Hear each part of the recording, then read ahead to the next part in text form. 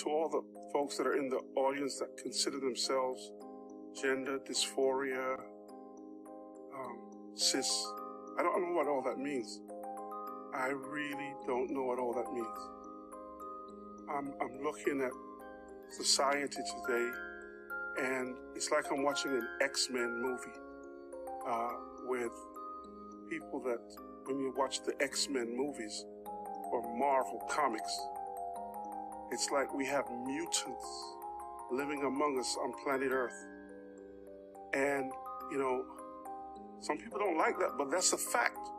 We have people that live among us today on planet Earth that are happy to display themselves as if they were mutants from another planet. This is the planet Earth, where God created men, male, and women, female. I'm a proud Christian, conservative Republican. I'm not on the fence. Senator Radler, what is your appraisal? I think at best that he's a dangerously ruthless and insensitive political opportunist and demagogue. And at worst? He's read far too many comic books.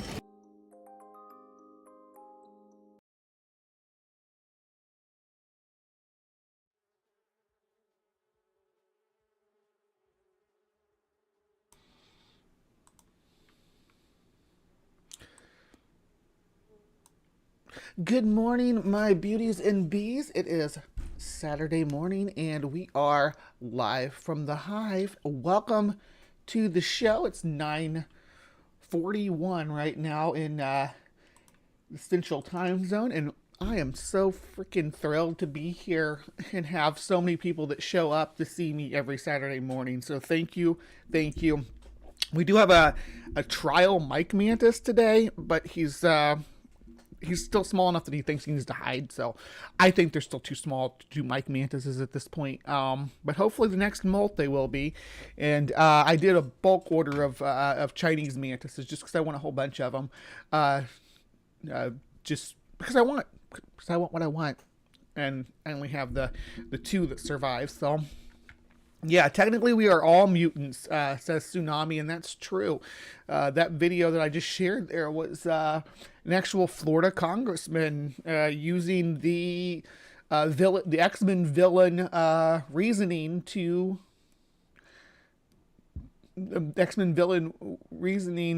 yeah, Bree finishing up shooting up her weed, or shooting up a line of weed. That's the truth. But that he didn't understand. It's a lawmaker who doesn't understand what cisgender is, what transgender is, doesn't understand any of that. Admittedly, proudly does not understand it, but he wants to be able to pass laws against it. Yeah, I got a couple mantis egg cases too, Captive Desk. I should probably go. They're out in the back patio. I like going out in the field and collecting a few Chinese mantis ooths. That's one thing you can do, is you can collect those ooths. You can raise them or destroy them. That's up to you. They look very distinct from the Carolina mantis, the native species. They look very distinct. So, but yeah, that's been going on here. And as far as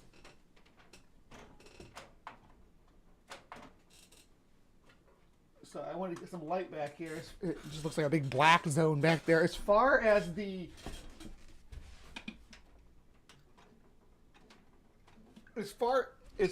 tarantulas go, as far as the spiders go, it's really dark because it's stormy outside.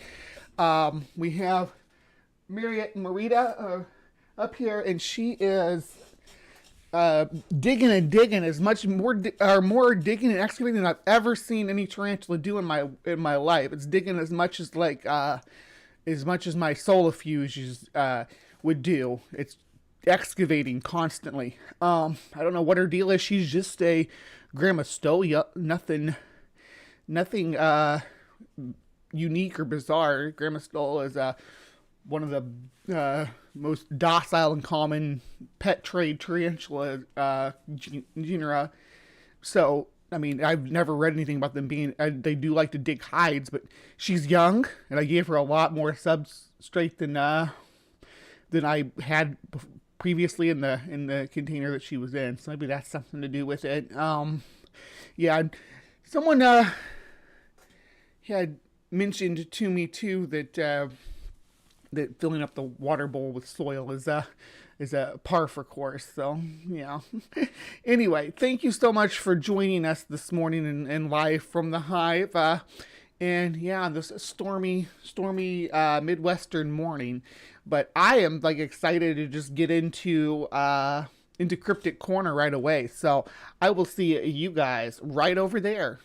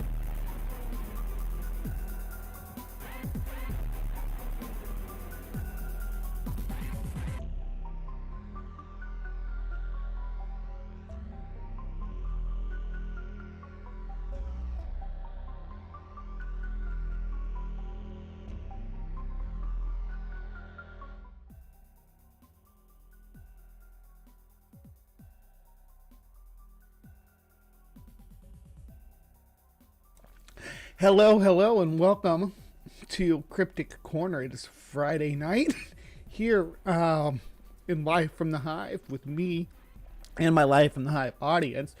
We are celebrating, not really celebrating, it was yesterday. Well, yesterday was Cinco de Mayo, which I always grown up thinking, yes, it's the Mexican Independence Day. It's the Mexican version of 4th of July because it's the same naming convention and all that.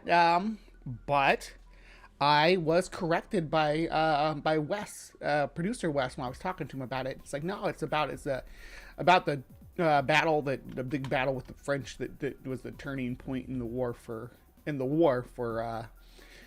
I think it was some portions of the land that would become Mexico and parts of it that would become the U.S. at a later date. But that's what it's celebrating. That is what Cinco de Mayo is all about. And my little tiny Mike Mantis is right here. Too small. I thought he was going to be better, but it's all right, though. I mean, I'm not mad that he's too small. I'm just, today is also Cinco de Mayo. Okay, yeah, well, whichever the case is, I scoured the annals of the internet for some details about some Mexican mystery monsters, aliens, or what have you, and I did find a trend that I do want to hop on because I think that we'll all enjoy it, and it's a thing that I hadn't heard of before, which is always fun. So let me take you guys over to check the site out first, so you can kind of see what I'm talking about here. So some countries have a lot of cryptids. Mexico is one of them, actually. So this is a website called MexicoUnexplained.com. They do podcasts. You got videos, books, t-shirts, and merch and all that good stuff. So they do like mysterious things about Mexico. And you can come down here and you can look, see what kind of topics that they have on hand. You got like, Sacred Dog is one of them. They got Day of the Martian festival, and the Black Demon. That's the big shark in the Sea of Cortez. The Onza, which is going to be on our North American Mystery Cat list. The North American Mystery Cat that's going to be minus the Appalachian Black Panthers that I've already covered it ad nauseum, but I may revisit that or even watch portions of that video if we do that. But this is specifically all of these different myths and monsters are from some region of Mexico. That's the claim. And then we got a Mexican monster coloring book.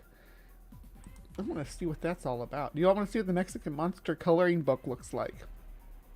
Is there some samples here? Oh, it's going to give us an advertisement first. That's why I hate embedded, because it doesn't recognize my my status. And that's just cause of the Mexican Civil War. But here's the coloring book. You got Huey Chavez. We got the Man Bat. Right? We have, I'm not going to try to pronounce this name, but it's some kind of bird-footed witch thing. It's a mermaid, I'm also going to try to pronounce, but yeah, you kind of get the idea what's included in the pages, right, of this Mexican monster coloring book. So that is something that we are going to be exploring. The monster that we're talking about first is actually on here. It's right here. It is the Man Bat. So, yeah, I'm ready to dive in. Are you? Let's go. So it starts off with a robot voice, which was kind of surprised. I was like, oh man, because you all know how I feel about robot voices.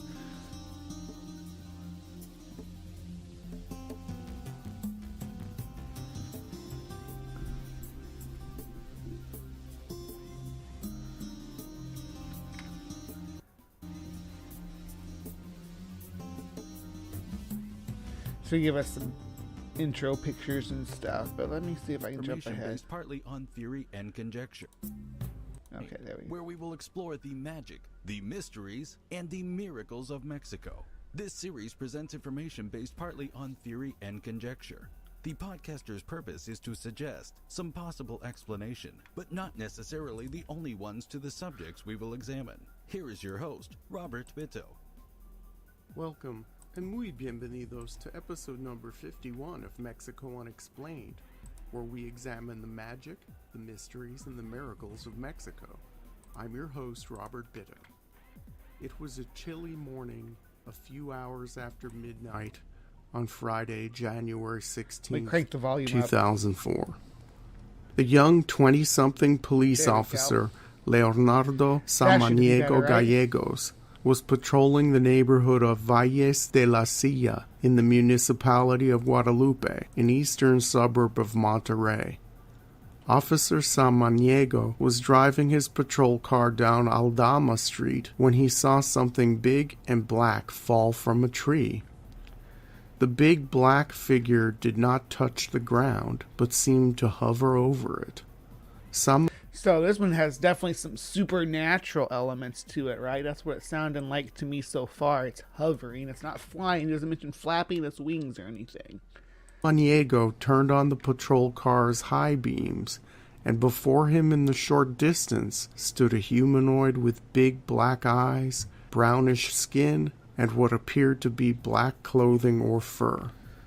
According to the officer's report, upon having the car's lights shined upon it, the creature covered its eyes and became angry, and then lunged at the car. It grabbed the patrol car and shook it violently. In a panic, Samaniego spun the car in circles to try to shake off whatever had gotten a hold of his car. All right, so something, we don't have much description yet, right? Something big and black was in a tree, fell out of the tree but didn't hit the ground. It hovered, so he turned his lights on to see what it was, and then it attacked. It covered its eyes like it was angry, and then it attacked. He grabbed the police radio and desperately called for reinforcements. The creature then started to smash his windshield, at which point the young policeman shifted the car into reverse, gunned the engine, lost control of the vehicle, crashed it, and was knocked unconscious. When he came to, revived by paramedics, the creature had been long gone. Samaniego was rushed to University Hospital, and in addition to being treated for his physical wounds, he was subjected to psychological and toxicological tests to determine whether he was under the influence when he had his supposed encounter. All the tests came up negative. The police department was left with a mangled car and the strange testimony of a very trusted officer. Sabaniego's story spread quickly, and it caught the attention of local news stations throughout the Mexican state of Nuevo León. In an on-camera interview the next day, the police officer recounted that horrible night and gave a detailed description of the creature. Newsmen wondered exactly what Samaniego had seen. Was it a gigantic bird of prey? A huge bat? Was it some unknown or unclassified animal? Was it a ghost? Something otherworldly? One interviewer even put forth the idea that it could have been some crazy person dressed up in a costume, although that would not account for the creature seeming to hover over the ground, or the severe damage done to the police car. See, but they keep calling it creature at this point, and it hasn't, nothing in the description so far indicates it's a creature. Nothing implies that it's not a person. Right? I think I scared my mic mantis. Now it's on the run. Come here, little fella. At the conclusion of one of the news stories, the announcer asked the public to come forward if they had any information about that specific incident, or if anyone had any knowledge of a big black flying creature seen at other times in the region. The response to this plea was quick. A resident of Monterrey and a member of the OVNI Club de Nuevo León, or in English, the UFO Club of Nuevo León, came forward with a video showing a strange black humanoid-looking being flying over the hills just outside the city. The station played the video on the air, and afterwards many reports came in about what would later be called La Bruja. So they call these man bats, but right now what they're describing sounds like, the typical Mexican bruja encounter. I think that's what he's about to say here. Let me pack it back a little bit. There we go. Showing a strange black humanoid-looking being flying over the hills just outside the city. The station played the video on the air, and afterwards many reports came in about what would later be called La Bruja de Guadalupe, or the Witch of Guadalupe. Yeah. 3 policemen from the municipality of Santa Catarina, another suburb of Monterrey, claimed to have seen the creature several times flying over the Sierra Las Mitras, a site of a natural wilderness preserve just north of town, which is known for its jagged peaks. Another police... Yeah, and I did, you all know me. You, the folks here who do know me, I know that sometimes new people pop in and we love ya, but I do always like to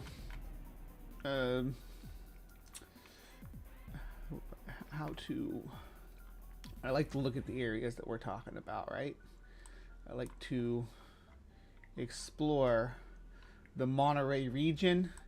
This is the peak this is the ridge they're talking about here. You can't really get onto it, but I like to walk around, but you can go down and look off of some of the peaks here. There's some points of where you can view what the city looks like from up here. It's pretty cool. Check this out. It's a nice view. Oh, never mind. This one's stupid foggy. We're gonna go. Yeah, you can't. Not that one. That's not what I was talking about. Yeah. What we need. Where's the good one? I had a really good one the other night. So give me just a second. I'm gonna figure out. Oh, here we go. Yeah. Right here. Nope, more clouds. That's kind of cool though. Oh yeah, there we go. Look at that city down below there. Look at that. That's gorgeous. There, you're up above the clouds. So you're up here with the man bat. Beautiful landscape, right? Hello. Hello, person who's standing in the clouds. Wish I could see him rolling. I bet the clouds are just rolling over that mountaintop. Anyway, so that is, this is the area that we're looking at. A second sighting was here in this region. First sighting was, where is it? Santa Rosa. Where are you?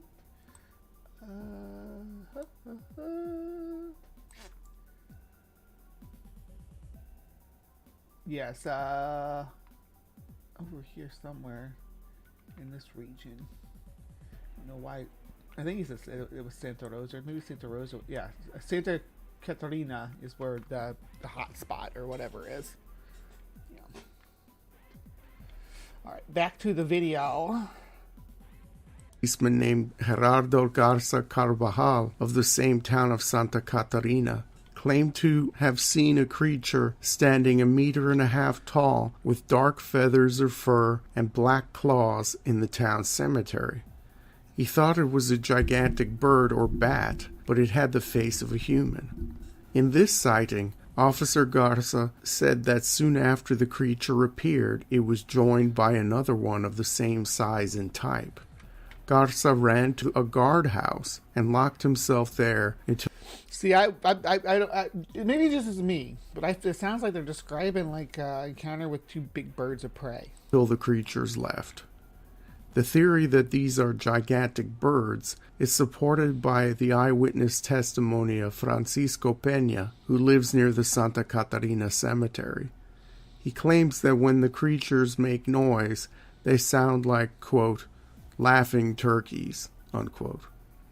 Of all the stories coming out as a result of the newscasts, perhaps the most interesting came from a man named Manuel Cifuentes, who is also a policeman for the municipality of Guadalupe and a colleague of Samaniego. Which leaves us to wonder what's going on with the cops in this area of Mexico, around Monterrey. What's the dealio? He describes a sighting that occurred almost 2 weeks before Samaniego's. According to Officer Cifuentes, he was leaving the police station on foot when suddenly a black creature with a large stick swooped down out of the sky. It had a He weapon. instinctively closed his eyes, and according to his report, quote, I felt much cold, as if I had gotten into a freezer full of ice, end quote. The creature did not do physical harm to him, Hey, Mark Reed. but he had felt that the creature's energy had pierced his... So, yeah, and this is a problematic thing that, you know, when you're dealing with police, that you need to be alert out on the field if they're hallucinating or blaming things on, like, magic and stuff like that. That might be problematic for your whole municipality as an officer, right? Just my opinion. Just what I have come to understand about the whole thing. But yeah, all right, let's go. His body. It all happened so suddenly, but Cifuentes claimed that he was attacked by a classic witch, and that the stick that the creature had was more like a broom that it used to fly around with. He had the distinct impression that the bruja was a humanoid woman. No other sighting. Yeah, it doesn't sound like a bat here. In early 2004 had described the creature in quite this way. Yeah, so in the wake of the flurry creature. Of news stories of Bat Officer turkey. Samaniego's initial sighting, That's what I'm talking about. Guadalupe's mayor, Juan Francisco Rivera, in an attempt to calmly address the public on the issue, declared that Officer Samaniego was a good public servant and he had good character, but sometimes the stress of being a police officer or excess work might get to some people. Yeah. The mayor believed... There you go. Was it Kirk Langstrom or Michael Morbius? It depends on which timeline we're in and which universe we've dipped our toes into. And if we're in the Algamaverse, I think it's both of them. I think it's... is it Lang Morbistrom or something like that, the Algamaverse version of Man-Bat. The young policeman thought he saw something, but, quote, sometimes life puts us in weird situations that we cannot explain, end quote. However, the politician had no comment on the many dozens of other sightings throughout the area made by other police officers and... So this channel tries to like keep their opinion neutral, but they're often like deride the the skeptical approach. So I was like, yeah, they say that it could have been this, but you know what? It doesn't make any sense. So they stay neutral to an extent, but not really. Average Not citizens really, though. alike. Yeah. The sightings of this huge black flying humanoid in the Monterey area petered out within 2 years or so of the initial report. In another part of northern Mexico, in the rural parts of the neighboring state of Chihuahua, a similar creature has been sighted. As the largest state in Mexico, Now, Chihuahua, let me go back to educate you. So far we've been in Nueva Leon, which is here. Chihuahua, though, is a bigger area. So it's from the border. I don't know how well you guys can see it, but it runs right along here. So they are neighboring provinces. However, Nueva Leon's big too, and Monterey is on the far side of it. And Chihuahua, he hasn't said the city yet, so let's wait and see what he says there. Chihuahua, along with its namesake desert, boasts huge forests, Chihuahua Desert, deep canyons, rugged mountains, and sweeping prairies. Many parts of the state are still wild and somewhat inaccessible, and would make perfect habitat for an unknown creature or creatures. We see reports of the tall, dark, flying human. We actually saw this one before when we did the witch talk videos, when we were talking about witches on TikTok, and this one came up. So go back and definitely watch that one. It was a humanoid creature occur again in the year 2009 in a few small towns throughout Chihuahua. Just west of the capital of the state, Chihuahua City, near the Sierras, in the town of La Junta, a young man was returning home from his studies along a very infrequently traveled road. The date was March 6th, 2009. He came across something hunched over in the middle of the road. When the man's Jeep got closer to the hunched-over figure, it stood up, and what he saw was similar to the sightings in Nuevo Leon just a few years before. It was a being standing upright, black, covered in fur, with a face similar to a human's, and with wings. According to this eyewitness, the creature had 2 sets of wings and also red eyes.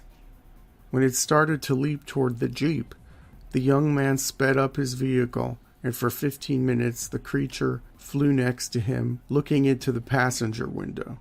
The story made the newspaper El Heraldo de Chihuahua, and much like what happened in the neighboring state a few years I know what that means. It means the whole Chihuahua Herald before.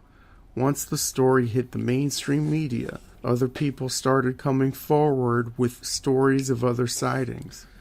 2 women, Angela Mendez. See, there's like the mix of sightings and reports you gotta keep in mind here. There's the man bat sightings, and there's like a typical bruja sighting, which is just like a flying top half of a woman, or maybe she has bird legs and things like that. That can be really weird looking, but long hair and things like that. There's a lot of typical witch characteristics. And Bibiana Ledesma, both from a town south of La Junta called Bat Boy cannot still be a boy, Godseed. That's not, no way. That Weekly World News was from like the 90s. Miñaca, claimed to have seen and heard the creature in an apple grove near the town cemetery. This is only the second time that it was reported that the creature actually made noise. In most of the sightings, it is silent. Although this gigantic man-bat might scare people, physical attacks on humans are almost non-existent. Animals are another story.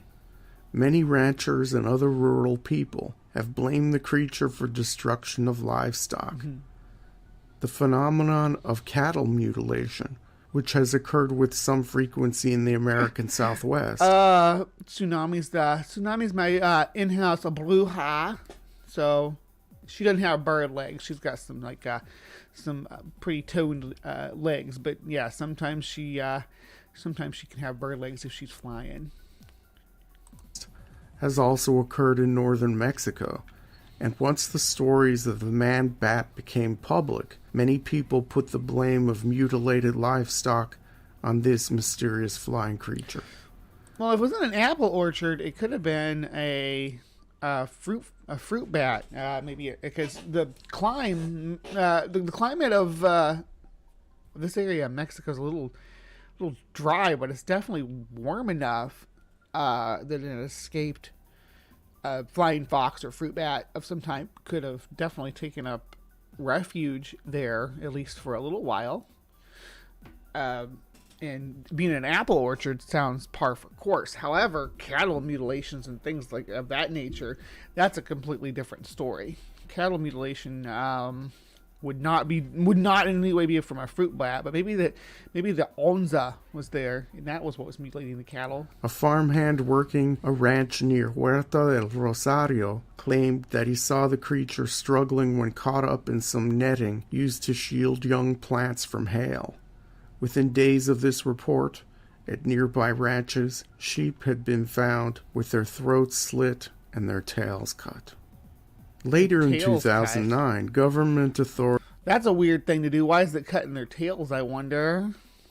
Is it making like a necklace out of them? Authorities became involved to try to assuage the panic of the people in rural Chihuahua and to try to come up with some answers once and for all. The police department of the town of Guerrero joined forces with the Civil Defense Department of Chihuahua to try to track down the creature. The joint task force concluded that if this man-bat were real, that it probably lived in the mountain wilderness outside of Miñaca, but could never track down the elusive nocturnal creature or find any physical evidence of its existence. Yeah, so far I'm leaning quite heavily into this being a misidentified bird of prey. I'm leaning pretty hard into that. And then for some of the sightings, it could be like a fruit bat.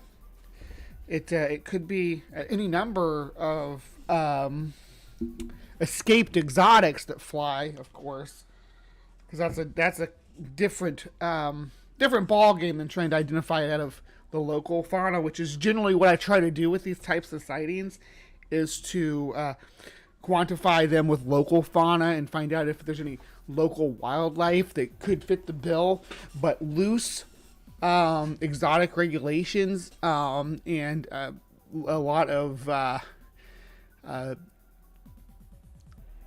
warm tropical, or at least in Chihuahua it's a desert, but definitely warm area.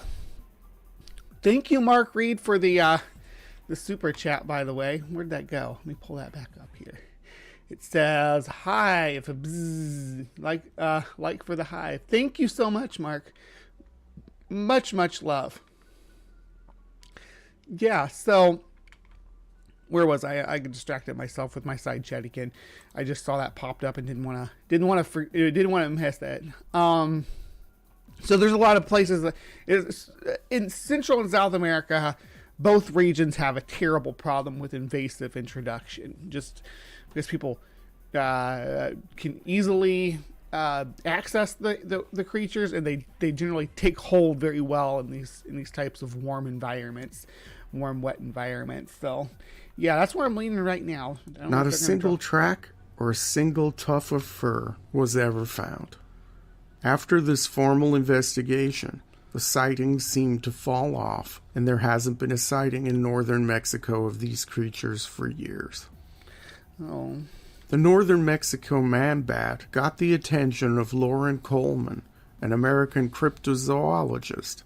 Someone who we see a lot on this channel, so get used to Loren Coleman. He's pretty level-headed when it comes to cryptozoology, though.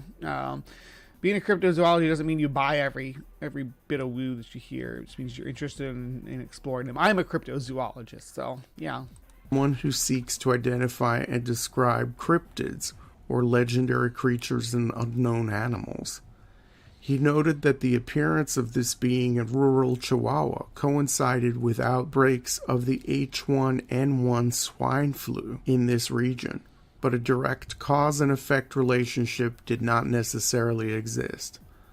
Coleman and other cryptid and paranormal researchers have compared the northern Mexican man-bat appearances to the American Mothman sightings, which occurred starting in... There are some similarities, but this most of the sightings here sound more like typical Bruja sightings than... in the mid-1960s in rural West Virginia. The Mothman was described as an upright, standing, flying humanoid with a large wingspan and red eyes, sometimes seen as being covered in either black or brown fur. Like the man-bat of northern Mexico. I don't know. The Mothman sightings that I'm familiar with, I don't know if I don't recall anything about fur, but I could be wrong. A few eyewitness accounts of the Mothman caused widespread panic and possible copycat sightings. Both were also subjects of serious investigation. You get like a mass hysteria vibe going. By authorities that came up empty. Could these creatures be related? Joker. Or are we seeing a similar psychological phenomenon apparent in... Has anybody seen the northern Mexico Joker? There probably is a northern Mexico Bane too, right? both cases? Until one of these creatures is actually captured for further examination, the man-bat of northern Mexico will just remain an interesting, unsolved mystery and the stuff of legends and the imagination. Thank you once again. So that was the man-bat. The man-bat of northern Mexico, unexplained. A winged dark humanoid creature has been spotted in northern Mexico. What is it? What do we think? I'm going to do a poll on this one, and we're going to see what you guys think now that we've heard all the evidence.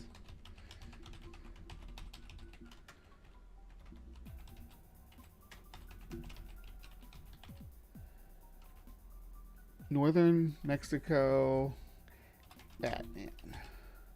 And we're going to go with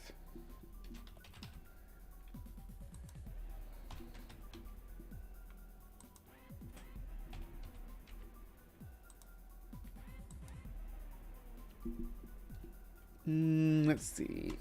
And this is always this. There we go. Because we got another video to watch on this channel because we're doing a double feature of this kind of. This one's very much related. You'll see what I mean. This is Mexico's Birdman creature. Let's zip past all these intro Mexico. stuff. This series presents information based partly on theory and conjecture. The podcaster's purpose is to suggest some possible explanation, but not necessarily the only ones to the subjects we will examine. Here is your host, Robert Bitto. Welcome, and muy bienvenidos to episode number 311 of Mexico Unexplained, where we examine the magic, the mysteries, and the miracles of Mexico. Faster for us, I'm too. your host, Robert Bitto. In December of 2020, 4 school teachers were driving on a road outside of La Rumorosa, a town of about 2,000 people located between the cities of Mexicali and Tecate in the northern part of the Mexican state of Baja California. The town is situated in one of the harshest deserts in the world, and outside La Rumorosa, the landscape shoot, yeah, I is didn't mean bleak. to put alien On this twice. drive, the 4 teachers witnessed a gigantic bird-like creature fly in front of and around their car. They stopped the car and watched it soar off in the distance. I didn't mean to They put described alien the creature twice, as being sorry. as tall as a man, with large wings and covered in Twice as feathers. likely, It Mark also Reed had says. gigantic claws and what they called a chato face, meaning a face with flat features, like a human's and not like a bird's. A This being chattel also face. had lighter colored feathers around the neck area like a collar. The teachers told people It definitely sounds like they're talking about a vulture, and this is too fast for me. It might be able to adjust my brain to it, but I'm going to drop it down to 1.25 just for now. It sounds like, with the collar of feathers and everything, sounds like a vulture. But happened when they returned to La Rumorosa. Word made it to a local Mexicali television station, which interviewed them about their strange encounter. This broadcast caused other experiencers to come forward. that's cool. I like that owl-faced Mothman. This one, not this one. This one right here. I like that art. I wonder who did this. Very cool. Experiencers to come forward. In the spring of the same year, 2020, a local man was driving on a rural road to the east of Mexicali, just west of the town of San Luis Rio Colorado, and had a close call with a similar creature. The man clipped it with his truck and wondered what had just happened. He stopped his vehicle, and the creature landed in doing front the of him, same slides, standing though. upright with its wings bent, as if There we go. Something flying. And, you know, all these pictures are so blurry that you can't really get a good dimensions. And then at the distance, I can't see anything about this that says it can't be a it were a bird. human with its hands on its hips. After staring at the driver of the truck for a few moments, the gigantic bird-like being unfurled its wings, beat them to the ground a few times, and lifted itself off the ground a few feet, That looks like a hovering jet. for a few more seconds before taking off. The poor rural truck driver told his family and friends about what happened, and they didn't take him seriously, claiming that he drove his vehicle into a gigantic duck. The Hombre Polero. television interview with the teachers a few months after his event seemed to validate what he saw, however. On the July 3rd, 2021 episode of the internet-based Mexican paranormal show called Insólita Experiencia, or Unusual Experience in English. See, that's like we have to go through a third party because I've been to their channel and it's all in Spanish. So we need someone like this to correlate it with us, right? Someone to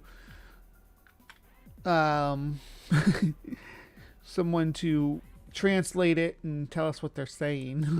Host Joana Diaz Vargas devoted an entire 2.5-hour show to what is being called El Hombre Pájaro, or the Birdman. From his Mexico City studio, Diaz interviewed a man named Estalin Valle Osuna, a paranormal researcher based out of Mexicali, in the area of the aforementioned sightings.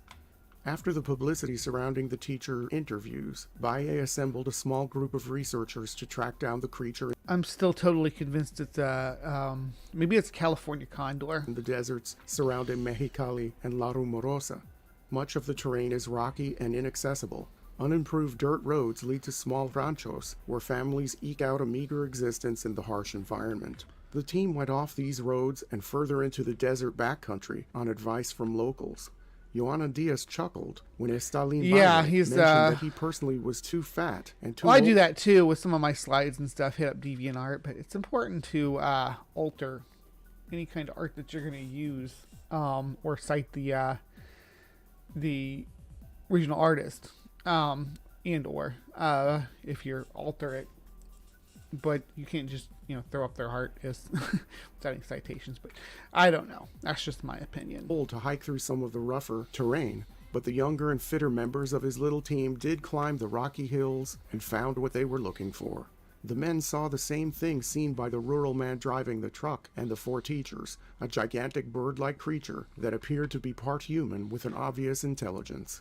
It stood a little under 6 feet tall like a man and was covered in feathers except for the face. They spotted it sitting among the boulders and photographed it. Valle presented the blurry photo on the Insólita Experiencia show, but the casual observer might have a hard time seeing any supposed creature on the hill in the picture. The strange being seemed to blend into the landscape. Did Valle offer an explanation?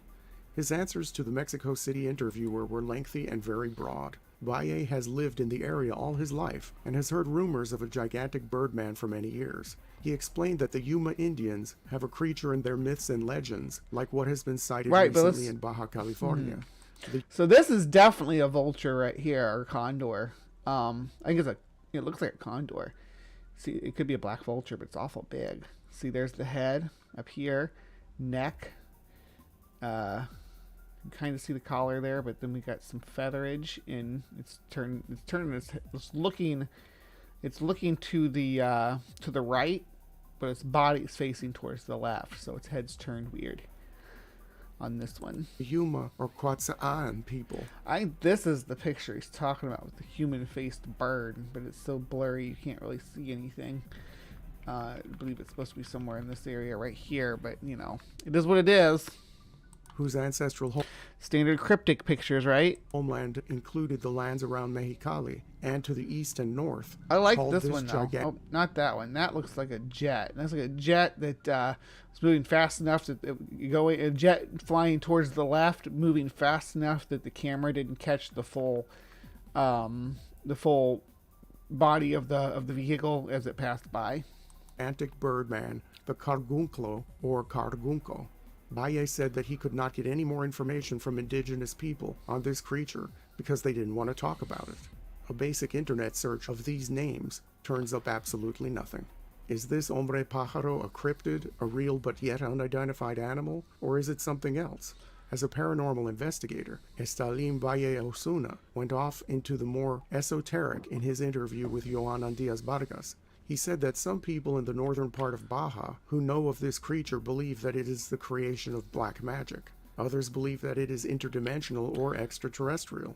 The existence of many faults and rifts in the tectonic plates in the area, in addition to high amounts of radon gas present, may aid the creature in its travels in between. It's funny they say this reminds them of the Mothman sightings, but this reminds me almost beat for beat of the Van Eyck monster from Iowa, here in Iowa, in the U.S. I think it's Van Eyck. Hold on, I'm gonna look it up just a second because I can't remember the Van Meter. Yeah. The Van Meter monster is what it was. We'll have to do a video, and that's just not too far from here either. It's a place that I could probably drive through to, if I needed to. Dimensions or physical locations.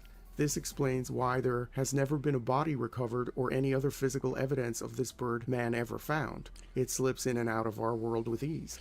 But that was what they did too. They said it was like coming out of a mine and stuff. We'll talk about it sometime. No worries. We'll get to the Van Meter monster someday. Unlike the chupacabra, Valle explained the hombre pájaro does not attack livestock or people. He believes that it feeds off the energy emanating from the rocks in the surrounding desert. As an energy being, this could explain why I feed off of rocks? Is that what the monster's like? Yeah. Eating rocks in the desert. Some sightings say that the creature's eyes or even its chest emit light. Valle added that outside the cities and towns of northern Baja... And now that sounds kind of like the Ropin, which is another flying creature that's sighted in the Philippines, I want to say. It might be Indonesia. Somewhere in the Pacific coast of Asia. Somewhere along one of the islands or peninsular countries there. And also not like Vietnam or anything. I want to say... Anyway, it glows. It's a glowing pterosaur is the way that creationists try to spin it. There are places that are inaccessible to humans and have not even been explored in modern times. A gigantic bird-like creature could easily have a large habitat if it were a real but yet unidentified animal or cryptid. And remember last week when I talked about the Tong Child? The birds of prey leave, despite not leaving prints and tracks and everything, they do leave caches of waste from their nest, right? That we can say there was an eagle. An eagle was living here at one point in time. They explained that the largest bird in Mexico is the harpy eagle, but its habitat is the forested mountains of the states of Chiapas, Oaxaca, and Veracruz, almost 2,000 miles away from northern Baja. Yeah, way farther south. In this interview, host Joanan Diaz Vargas added that many years ago in Mexico... But harpy eagles are huge, and it's not out of the question for them to travel great distances. City, there were sightings of a very similar creature. The modern and somewhat upscale Santa Fe area of the city was once the... But this is now this Birdman guy here is our thing is on the west coast, on the Pacific coast of Mexico, and you heard reference to Baja and areas like that. So we're getting into closer to the range of a California condor than you are to a harpy eagle, though. Site of some of the largest tiraderos, or dumps, in the whole Distrito Federal. A few decades ago, a creature was spotted in the landfills, rummaging around in the trash, and it was witnessed by hundreds of people across many months. For a few weeks, the same gigantic flying humanoid was also spotted in the Iztapalapa neighborhood of Mexico City. Diaz emphasized that it was only one creature and not a family or group of creatures. Mexico Unexplained has explored 3 other similar large flying humanoid creatures spotted in Mexico in previous shows. The most popular of the 3 is episode number 22 from June of 2016 about La Lechuza. The Lechuza is a gigantic owl creature that some believe is a shape-shifting witch. The only things in common with the hombre pájaro, or birdman, is that the lechuza is man-size, is covered in feathers, and emits cries like a baby.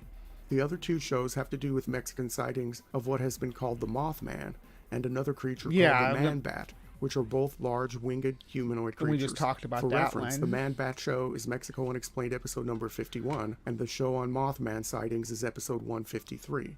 Yeah, they got episodes out there. So if you're interested in hearing their spin on those, on the Mexican Mothman, that's there too. But we just watched the Man-Bat. The earliest recorded reference to the hombre pájaro is from 1908. A story from an old newspaper tells the tale of a man walking his dog near Santa Catarina in the Mexican state of Nuevo León, just west of the city of Monterrey.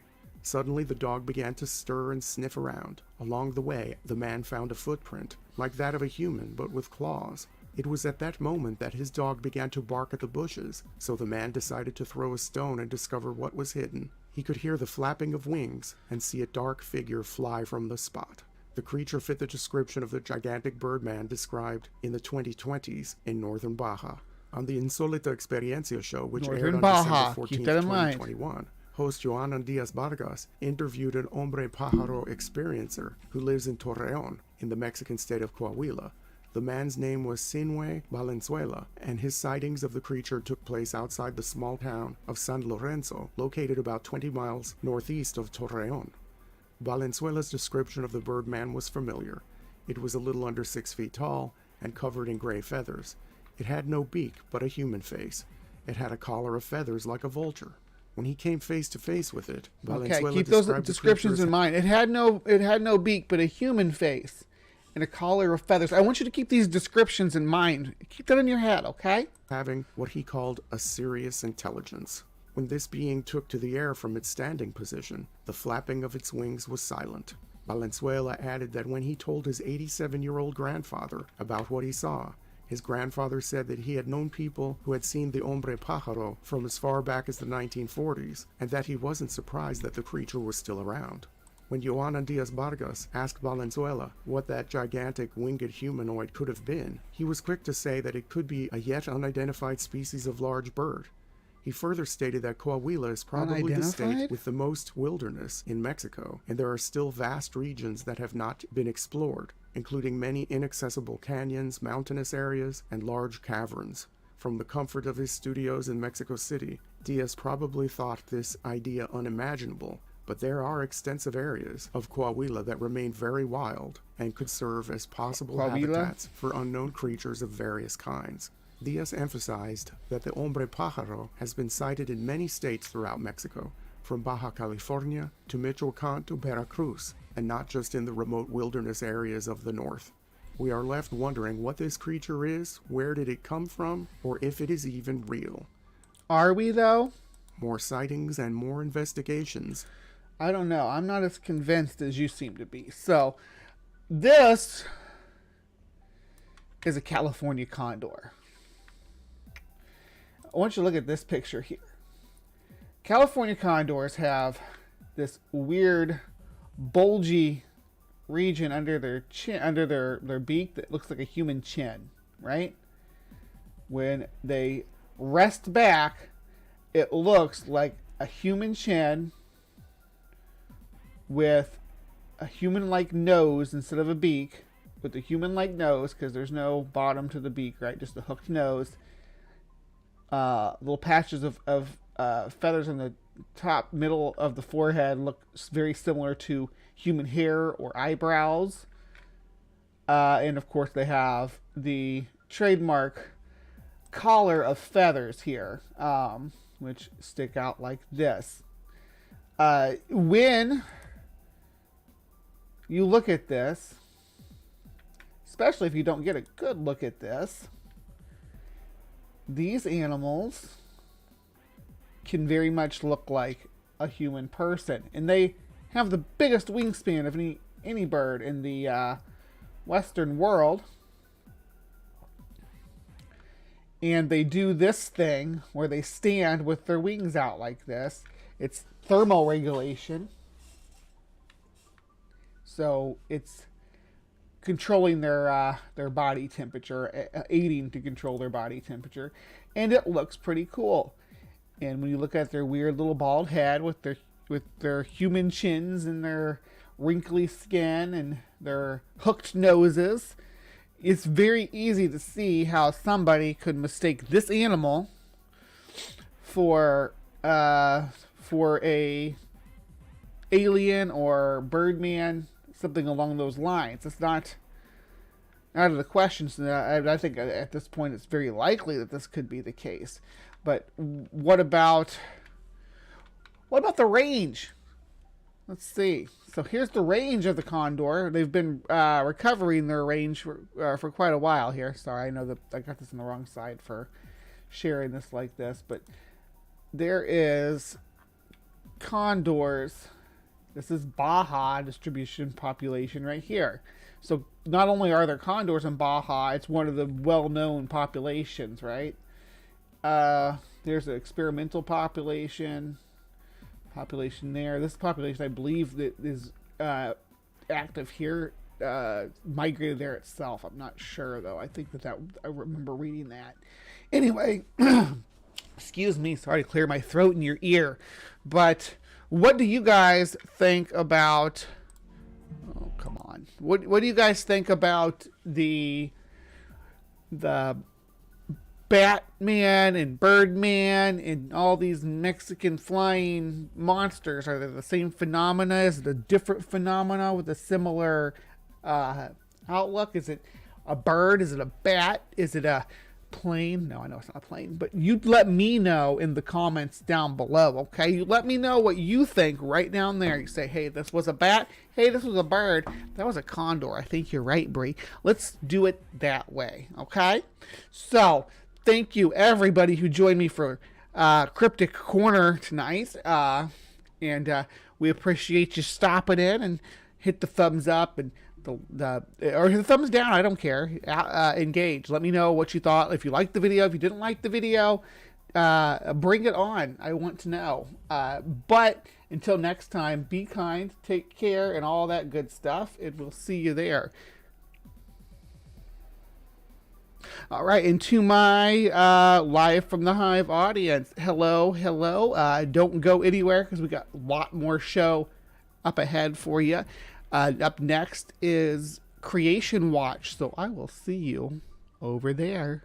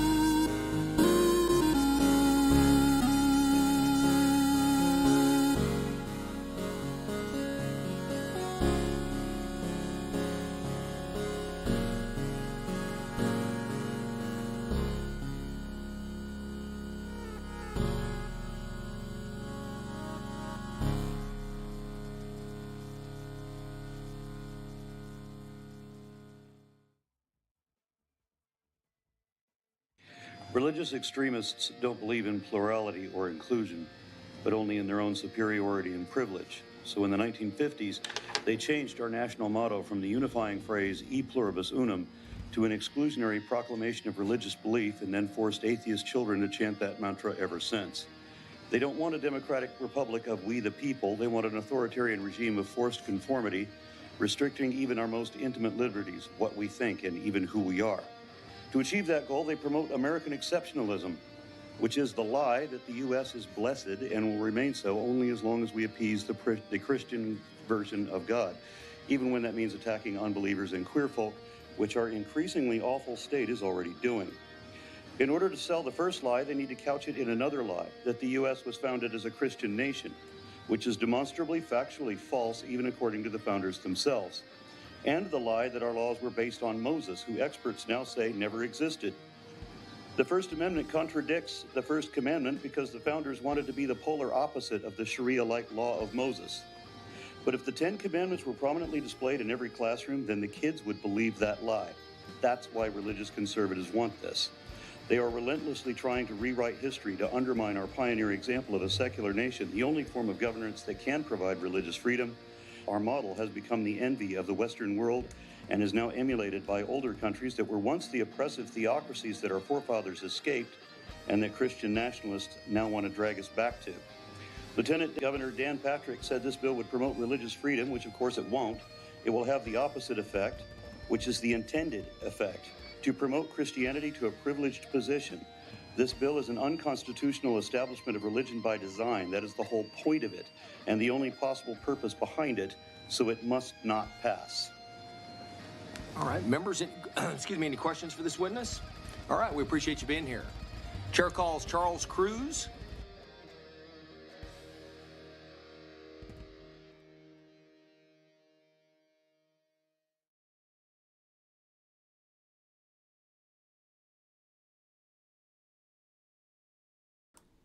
Hello, hello, and welcome to Creation Watch. Thank you so much for sticking around live from the Hive audience, and welcome to those folks watching this on Creation Watch Wednesday. Thank you for joining us. We got a different sort of angle that we're gonna be hitting things at today. So stick with me, and you will see what I'm talking about here.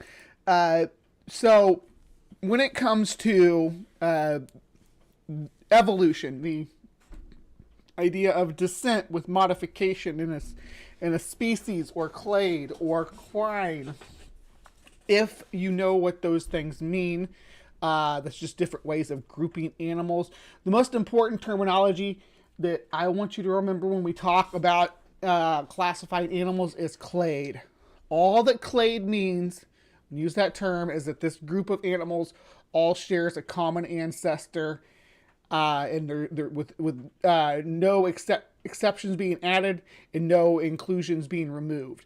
That's a clade. A clade means that you all can trace your ancestry back to a specific single population. Okay, so and remember, you guys, another thing to remember, that when we talk about evolution, it's not about individual change, but genetic features that take hold in population. So this is all going to be population based, not individual organism based, which is a lot of the problems that people run into when they talk about evolution in general, is that they have a hard time thinking about it in the context of populations and want to think about it in context of each individual organism's genomic traits, and that's just not how it works, and it's not a way that we can track population dynamics that way. So that's the first misunderstanding. I think that people like Kent Hovind really cemented that in place. But it's not unique. This idea of denial of evolution is not unique in any way to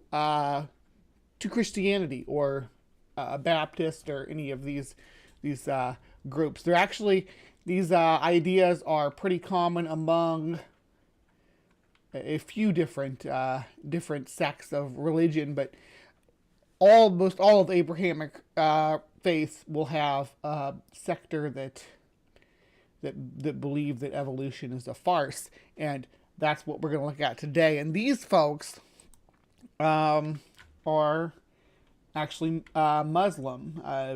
This is a Dawa channel. They have, it's called Nasiha Sessions. They have 229,000 subscribers. That's a big channel. And their production quality is quite high, actually. They do videos on topical stuff and religious stuff. They're, Pakistan, Egypt, just basic how to learn about Allah kind of stuff. This guy is like the main host here, and you're gonna see a lot of him. Things like here, Andrew Tate, who is a Muslim, in his arrest. They have, very topical stuff. The very modern channel. So it's not like I'm digging in the back catalogs for this. But what I was looking into this topic, because I wanted to know what the Quran said about evolution. I found this video, and it brought me to this channel. So this is that video. It's called "Why Don't Muslims Believe in Evolution?" And it's, So we're gonna see.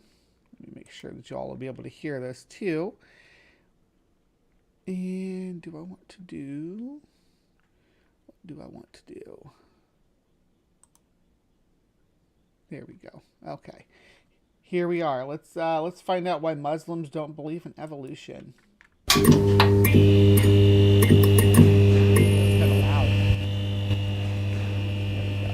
Might boost it back up if we need it.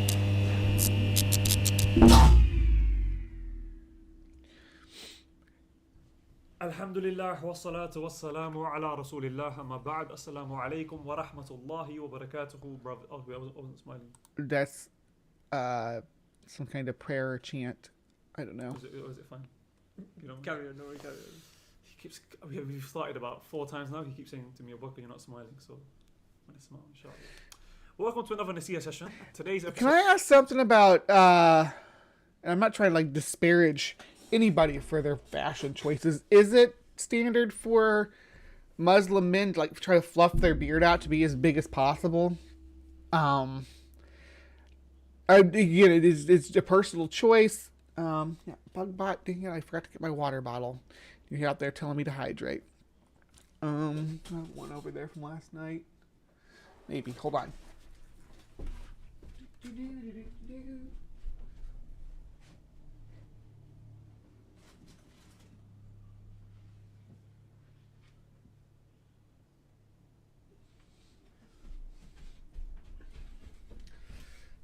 I did, but it was empty. All right. So, do they just fluff out their beards like that? That's my question. But I don't know if it's a cultural thing. The biggest beard is a status symbol. So it is going to be responding to an email from an atheist, right? An email from an atheist. So the main question, or one of the questions in the email was, why does Islam not believe in evolution when there is clearly evidence for it? Now, I'm sure most, if not all people watching this will have some sort of idea, some sort of basis of what evolution is. For those of you who... Except for you two. I bet you two don't have any clue what evolution is. Don't, or you want me to refresh your memory because it's been, since school days that you last did science. I'll give you a pretty simple, hopefully practical way that you can remember it. Give an example, which might make it... Who wants to bet that their example is Lamarckian? Lamarckian evolution. Let's see what they say. Easier for you to understand the concept. So the type of evolution I'm going to explain, I believe it's called natural selection, right? And this is where, for example, giraffes that we have these days, they have very, very long... All right, hold on, just real quick before they give their botched version of it. Natural selection literally just means that the animals or plants in nature select their breeding partner. The selection process can be random. It can be like an explosion of gametes into the wind, right? It can be that. It can also be very selective. Like you see more selection in terrestrial animals, mostly because when we're in the water, it's just fine to blast your seed into the tides and let nature take its course. But on air. If you when you blast or seed, it can only be carried so far by the wind and has to have certain characteristics, right? So we invented sexual reproduction just in order to counter that. And you can be very specific on what traits you're looking for in your partner, right? That you're not just blasting into the wind and hoping it meets a viable, good reproductive partner. You're actually very selective. That's what natural selection is. And it runs the gamut from being a blast into the wind to very selective and highly organized mating routines. And I have a video, or had a video on, what day is that? Dang it, I need to just have the stuff pulled up. I need to have my schedule pulled up at least. Maybe give Bugbot my schedule, because Bugbot's pretty good at alerting me about things. So that's one thing I do depend on. Let's see. Have I even scheduled it yet? I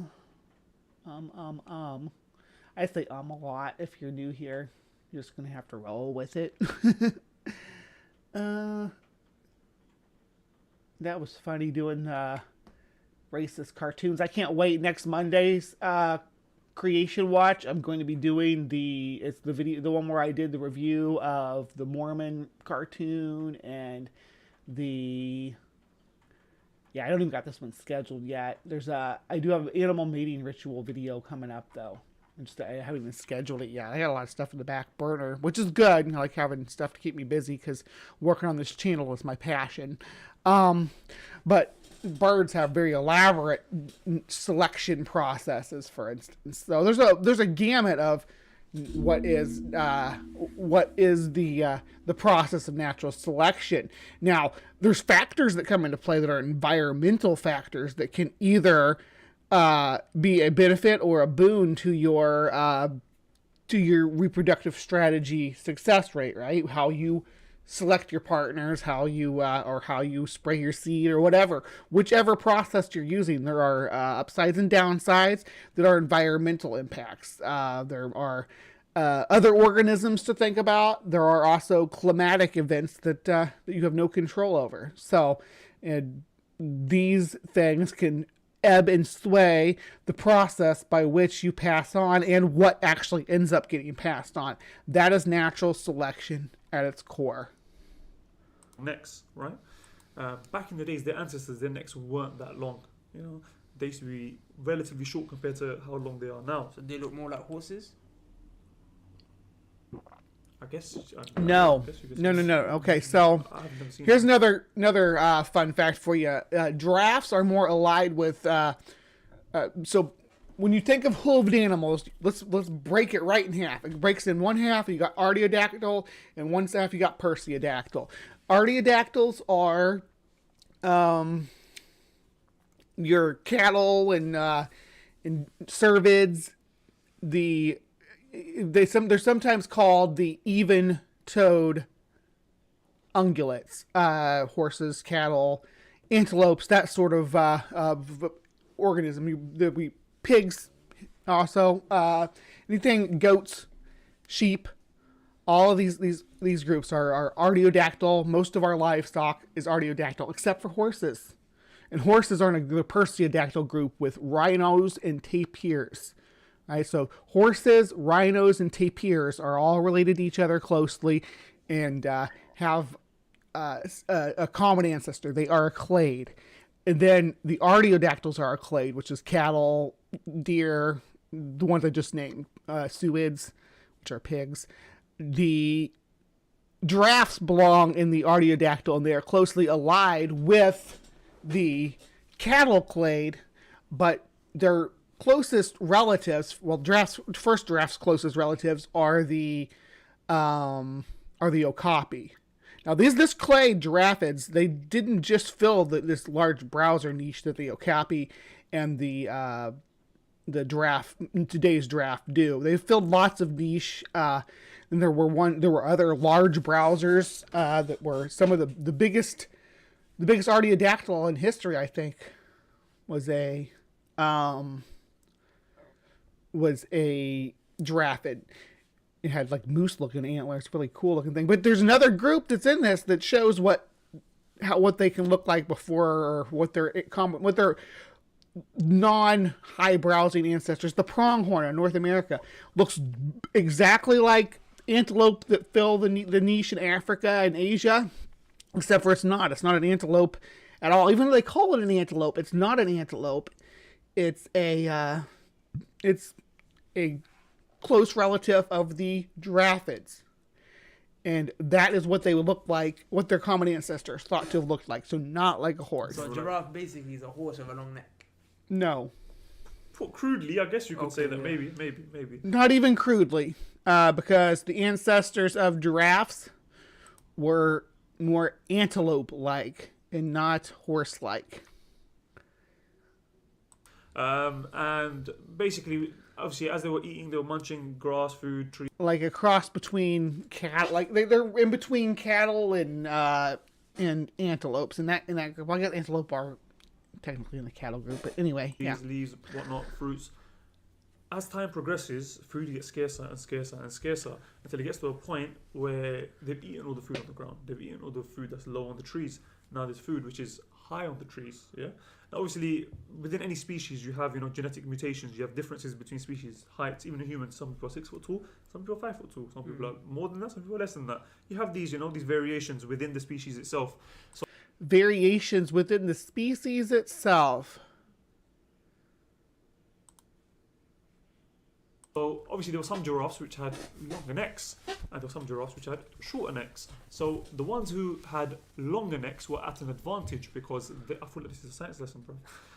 Because they could reach the food that was higher up the trees, and therefore they had more chance of survival, and therefore their genes of having longer necks were more likely to be passed down and become dominant as the species progressed over time. So the ones with the longer necks were surviving, so their longer neck genes were being passed on. Oh, good. They're not going full Lamarckian. Yeah, I kind of listened to this while I was editing to make sure it was going to cover the topic that I wanted to talk about. So it did, but at least they're not going Lamarck. And then, over a very long period of time, over millenniums, centuries, whatever have you. So there's more long-necked giraffes. I will show you a picture of that after we're done. Don't let me forget, Jason, and I will pull up a picture of... what's the...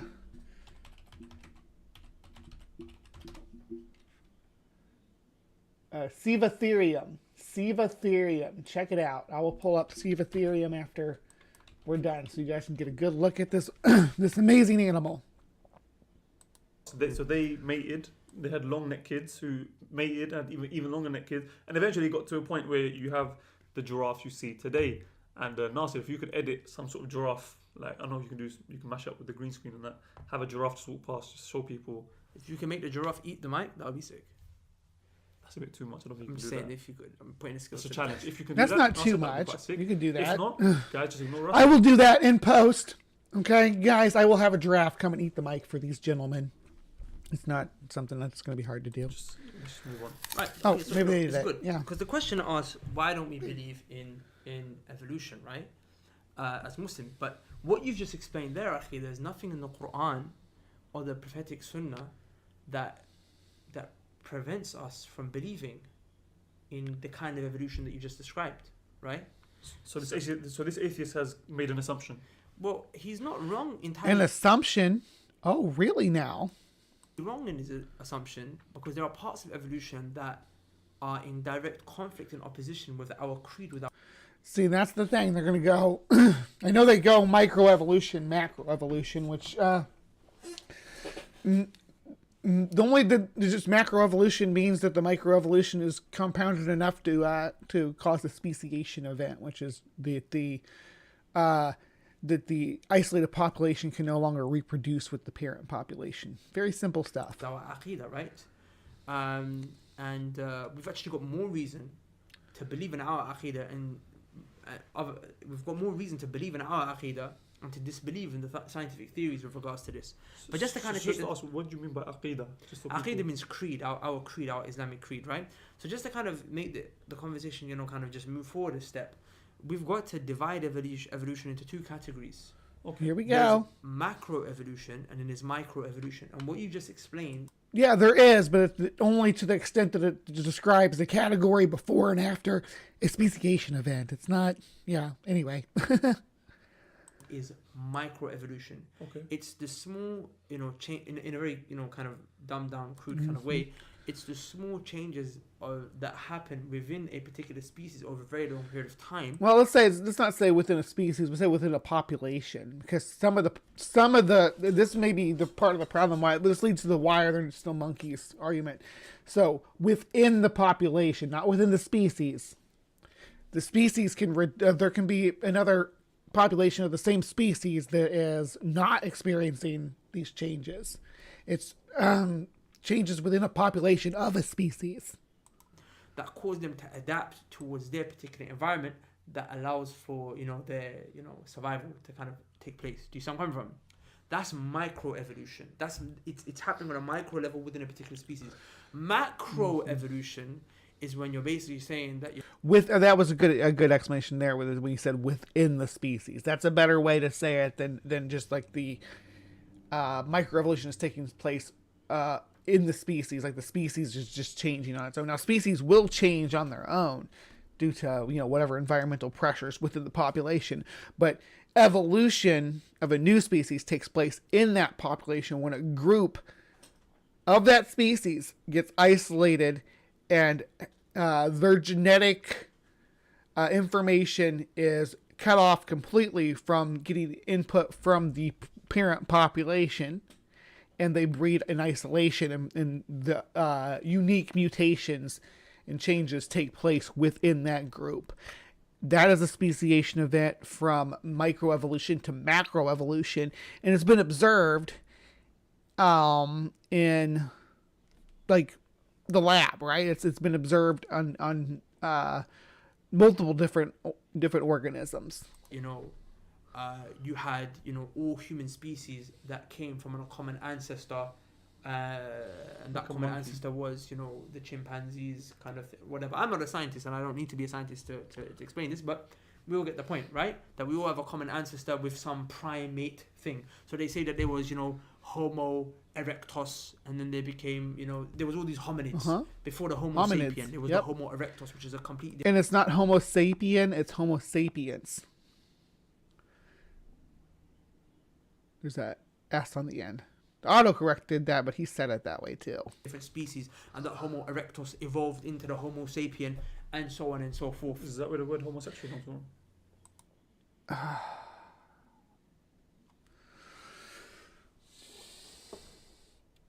Yes, it actually is. It means man loved man, homosexual, or man who wants to have sex with men. Homo is man. It's the group. It's the root word that we use to describe our genus. So yeah, it means man. And Homo neanderthalensis, Homo habilis, Homo erectus, they were all men. I don't know where the word homosexual comes from. I don't know. But I think homo means that man, that kind of thing. Yeah. So you had these hominids, do you see what I'm saying? Now that's what we have a problem with. Islamically, we have a problem. It's in that word too, hominid.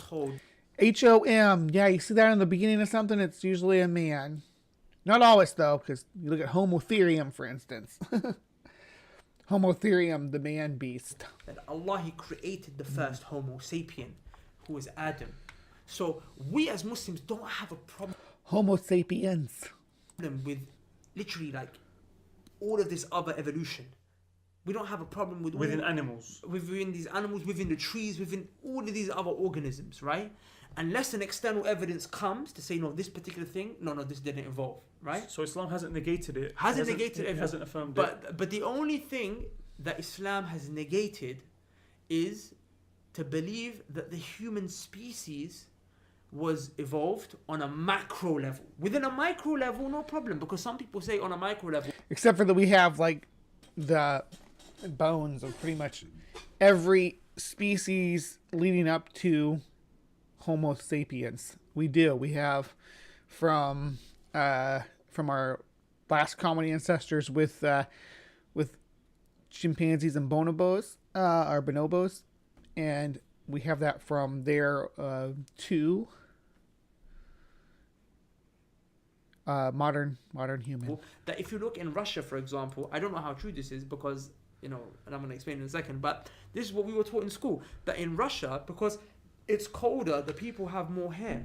They're more hairier. They have more hairy chests. But then if you go into like Africa, well, no, it's what they're talking about here is phenotypes, right? Phenotypes, which are the genetic characteristics, the external characteristics that are visible, that took place in a population while it was isolated. Those mutations I talked about earlier, how when a population becomes isolated from the rest of the group, when humans left Africa, for instance, the mutations that took place among those groups are what we call phenotypic traits. And that's what they're talking about with someone, being hairier or less hairy, or having darker skin, less lighter skin, blue eyes, brown eyes, these kind of things, angular nose, big jawline, just subtle things about your physical appearance that take place in a population just in isolation. This is not speciation necessarily. These are long-term isolation could lead to speciation, but species like humans don't have that problem because we're highly migratory, so we interact with each other a lot, and we interbreed with other populations a lot. But phenotypic traits still take hold. That's the more, and as we move into the modern era and humans travel more and more and interact more and more with phenotypes that they normally wouldn't in Paleolithic times, sure, there are distinct differences, but these differences aren't the differences that you talk about when you talk about two different species. These are just surface deep, would be like leopards with different coat patterns. It's not a different subspecies. They have less hair because it's hot, so they don't need that hair to keep them warm, right? So even humans can adapt on a micro level to suit their environments. By the way, I don't understand how we as Indians, well, Pakistani Indians, because we're hairy people when it's hot, so I don't know, we kind of... Right, because it doesn't matter. The environment, when it comes to these human traits, the environment's not going to come into play as much, because we had started... Before we even, you would even call us modern man, we'd already started to remove ourselves from nature, right? We'd already started to isolate ourselves from nature and live independently from it. So things like clothing would make it so you really wouldn't need to worry about having a coat of fur that'd be a favorable trait. It's just like I was saying before, the phenotypic traits that took hold in your population. If the mating success of the guy with the hairy chest was better, then that got passed on. Following that theory, we should have not been hairy as well, but... I'm not allowed. I don't think I have a lot of chest there, to be honest with you. Yeah, keep that hidden. Keep that hidden, inshallah. There's a little bit The point I'm trying to make is... It's kind of cute, but... Yeah, I don't think they would think it's cute, the way that they interact with each other. That we don't necessarily have a problem with saying that humans adapted on a micro level, but to say we adapted or we evolved on a macro level.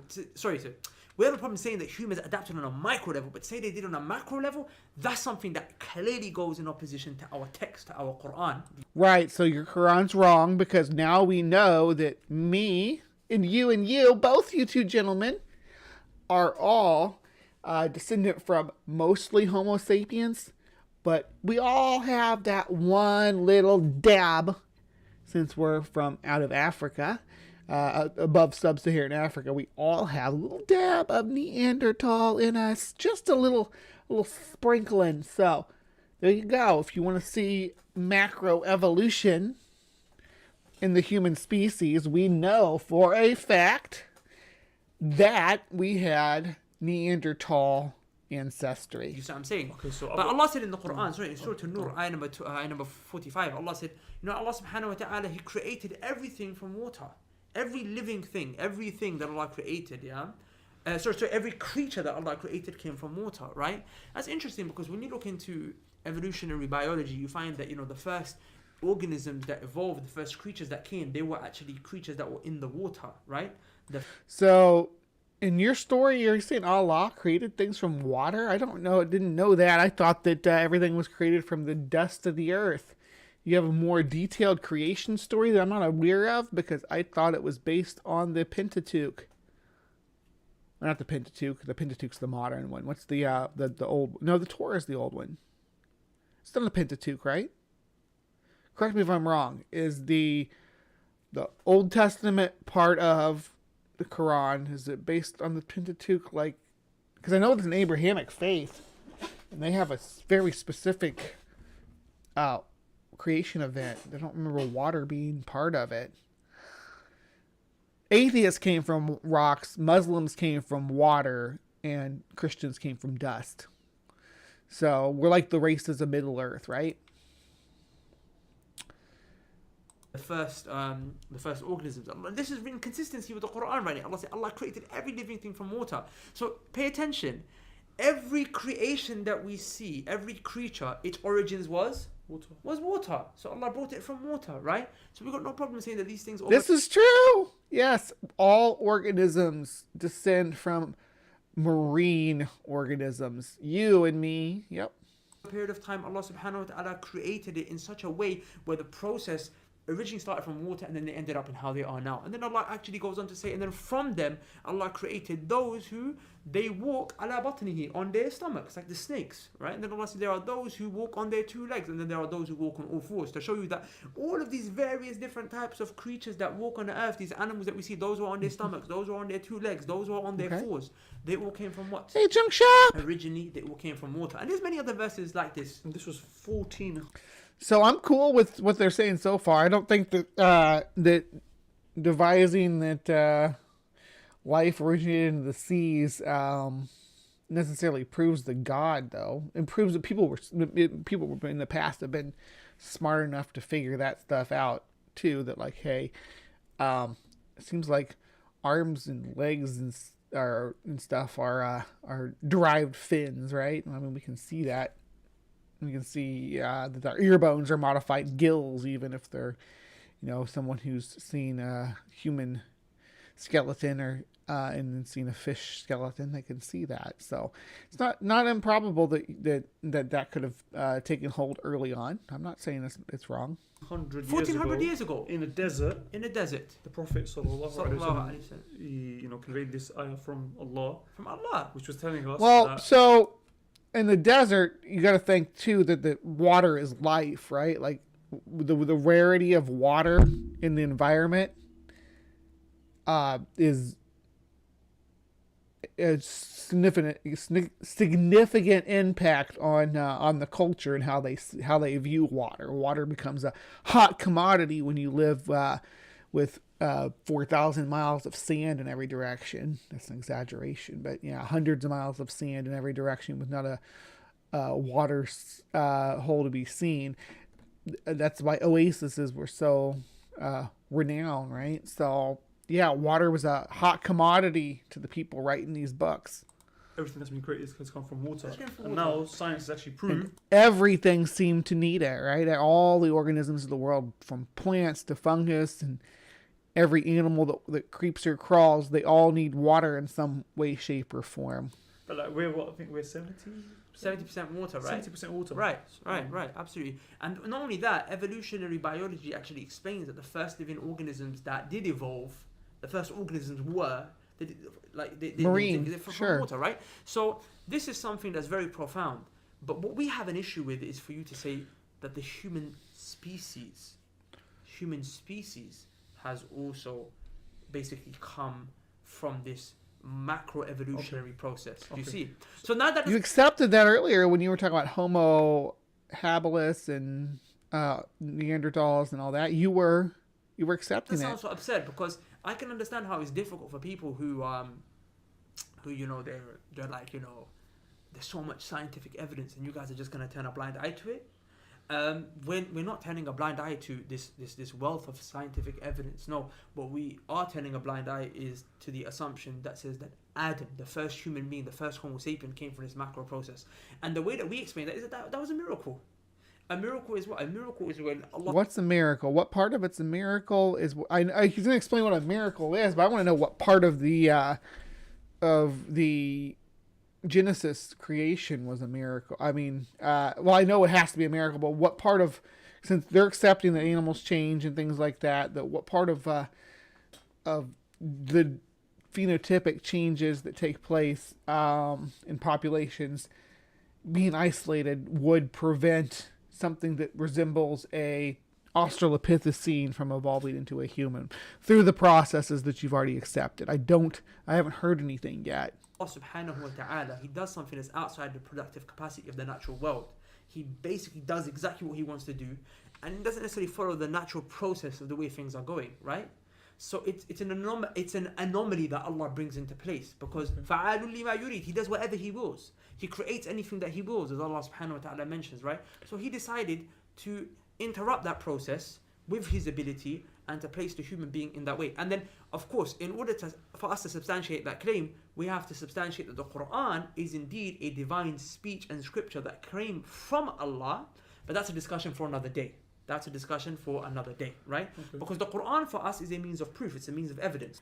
Yeah, that's a discussion for another day. But if you're going to use that as your reason why science is wrong, you need to unpack it and explain.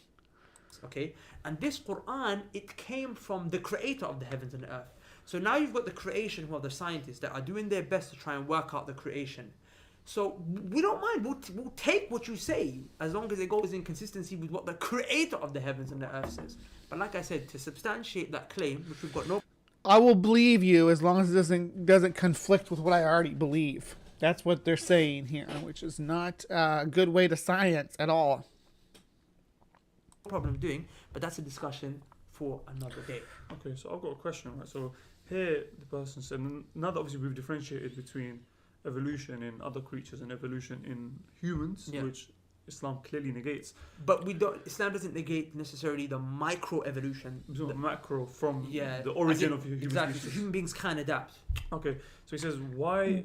But the things that you're accepting here about humans adapting, which parts of those don't apply to adapting from Australopithecines to modern humans? Which features physically that are changing in any way that you have already said that you accept? Which features are changing in a way that you don't accept, and why do you not accept those changes, but you accept the phenotypic changes within the group?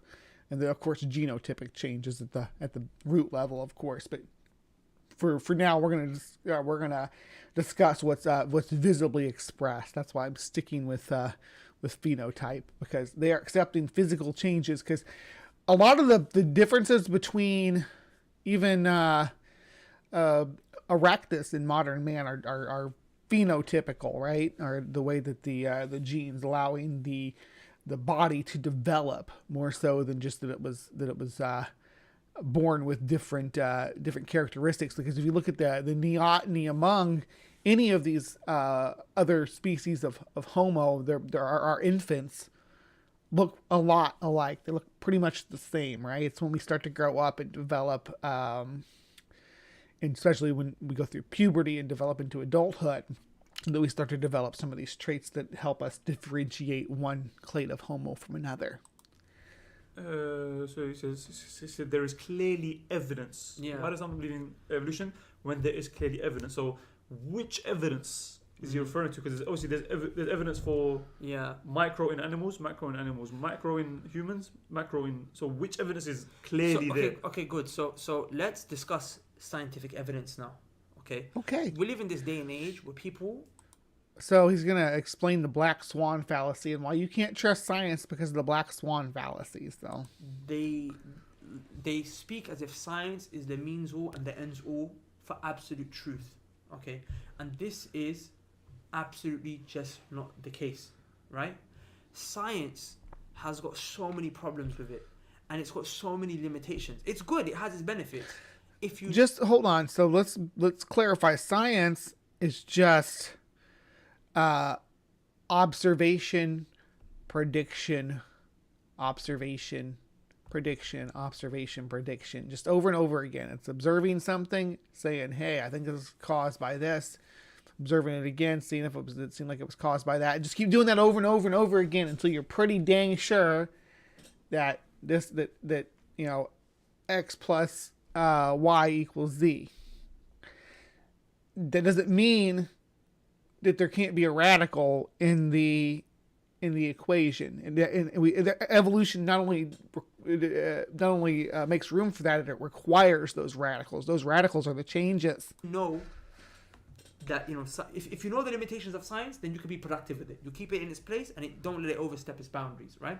For example, it's funny because looking for the radicals is actually how we define evolution, right? It's how we identify that there's been a change in a population is via the process that he's about to outline right here. We found the black swan. Science cannot tell you anything about morality, right?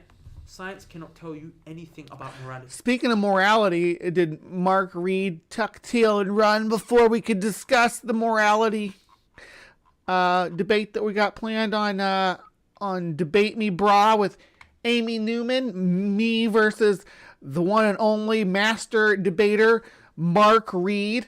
Do other species of organisms have morality? We are going to make it happen. You should be there too. If you're not subscribed to Amy Newman, definitely subscribe. Someone needs to drop Amy's link in the live chat. This is going to happen. Right?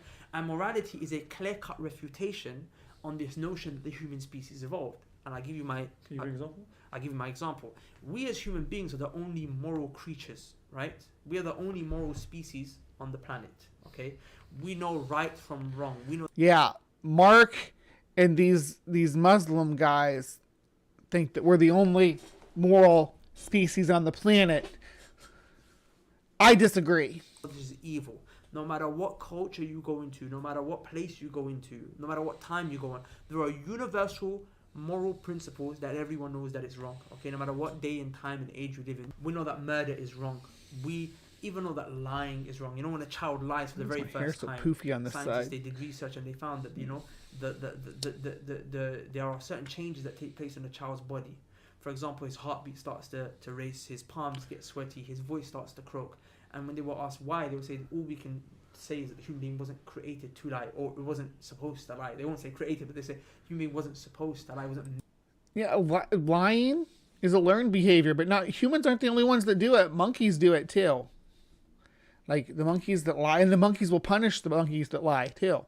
If you get caught lying and you're a monkey, like if you everybody's eating and you can't get to the food, so you start screaming that there's an eagle, so everybody goes and hides so you can go get some food. The rest of the monkeys will mob you and kick your butt. Made to lie, wasn't manufactured to lie. So where did this moral compass come from that shows you that lying is wrong? Some people don't seem to have that issue with lying. It really becomes more of a learned behavior.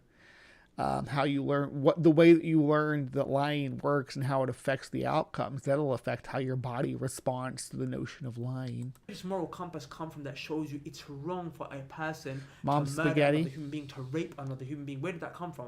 Because when you usually... Good. Let's do this. Okay, so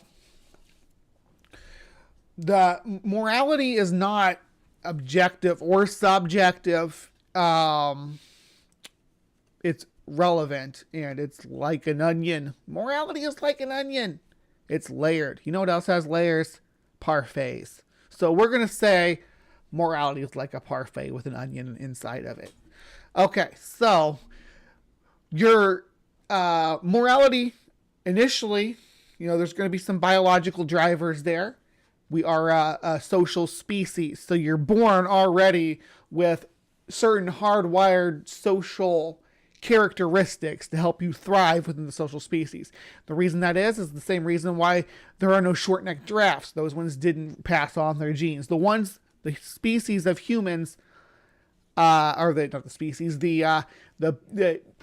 individuals, actually, I said not to avoid individuals, but the individuals that arise in a population that are antisocial or parasocial, they tend to not pass on their genetics. So whatever anomalies have arisen among those individuals don't generally take hold in the population. Only the hyper-social natural drivers that we generally have, the things that make you have your emotions, the things that you call your morals at the surface level. But you're, from the point of birth, your morals are sculpted literally from the moment you are able to see the face of your mother. You develop a distinct bias towards individuals that look like your mother. So people with facial features or complexions that deviate from that are already, from the moment you open your eyes, appearing to be alien to you, appearing to be foreign to your experience. So you're already standoffish against those people, right? So you already develop a out group, right? If before you even can think, you've already developed an out group. The less something or someone looks like your mother, right? So you have more compassion towards anything and everything that looks closer to that than anything that looks alien or different from that. So, but you can, if you're born into a multicultural society though, and you're exposed to a lot of different people from the moment you open your eyes, then that is negated and doesn't take hold quite as much. It's funny that. So from there on out, your morality is sculpted by the people in your life. Your morality is going to be built by the society that you live in. And there's going to be a certain level of standards of behavior that you learn early on from being a member of that society, from being a member of, you could also be a member of a family group, and then you're also going to be the member of a close knit, either parental child and siblings or just parental and child, depending on if you're an only child of that group as well. So you're going to have standards of behavior and practice that are imprinted upon you from a very young age of all of those groups. And then, we can extend it beyond it just as a living organism, right? It's going to come down right down to your individual experiences as well that sculpt your morality. So it's layered like that. It comes from your species, from being a social species, to being a member of a social species society, to being a member of a specific group within that society, to be a member of a specific clan within that society, to being within a specific family group, and so forth. All of those things are going to factor and layer down onto what builds your morality and who you are from an evolutionary perspective. What would they say? They will say evolution. Oh. No, well, if you say society, well, then you have a problem, because Hitler managed to convince all or the majority. Who had Godwin? Check your cards. Anybody have Godwin? This is the layer that I was talking about with societal. Unfortunately, it is a bad side effect of societal evolutionary influence that we can be conditioned to other people groups out of fitting into our category of compassion and our moral compassion for that group. Of Germans at his time, that the murder of the Jews was something that was morally correct. True. But even though he manipulated... Yeah, exactly. You can use that natural thing that I was talking about with your mom when you imprinted when you were a baby. You can use that. You can weaponize that. Absolutely. And if you can weaponize at a cultural level, that's when it becomes a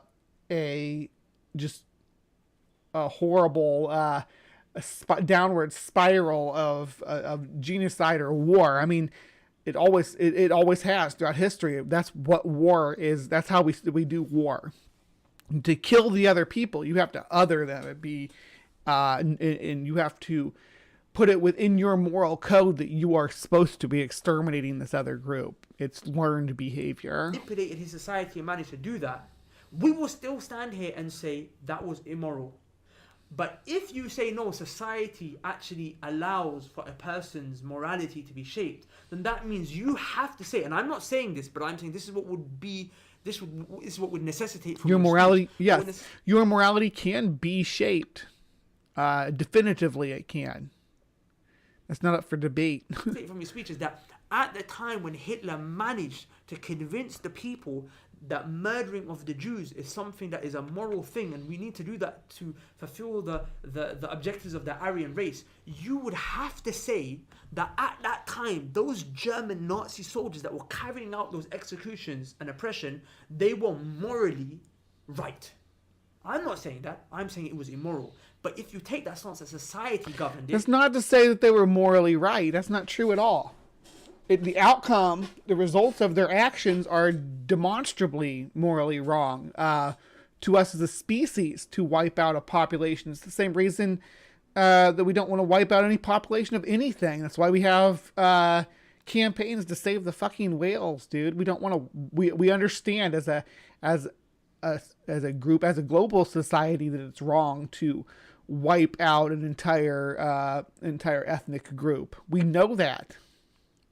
We know that as a global society. So no, it's not. We're not okay with that. And things like this happen now. Things like this happen all over the world. There's not just the Jews. There's the Armenian genocide, for instance, or the what's the massacre in China? The Japanese, the big massacre. The massacre of.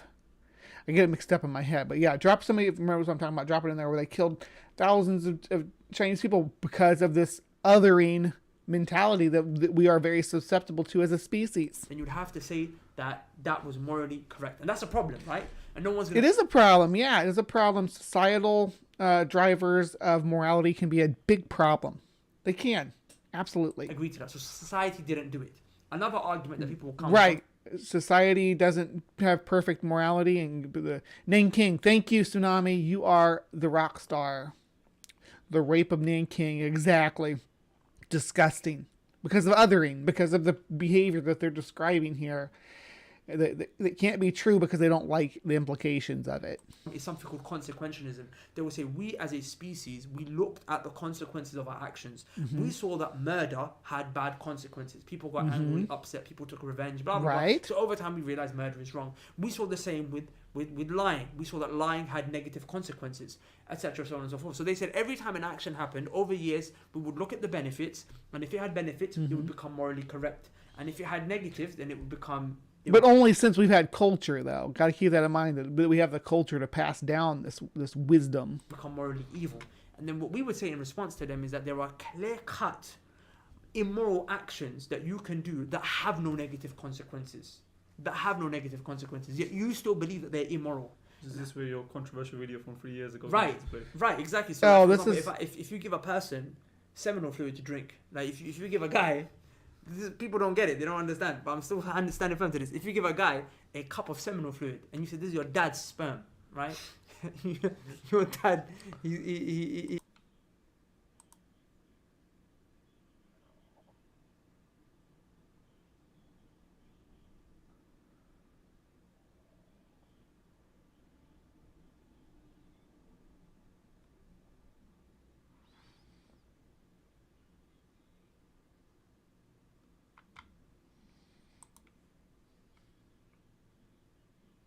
he came in this cup.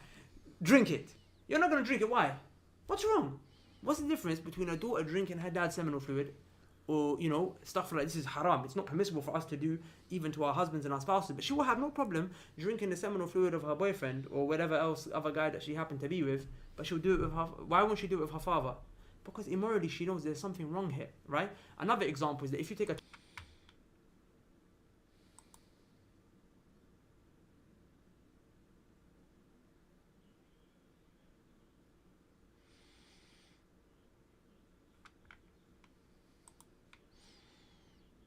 child who's like 6 months old and you have an adult, a filthy human being who masturbates over this child, is that immoral? Of course. But is there any negative consequence that can come from that? The child won't remember nothing.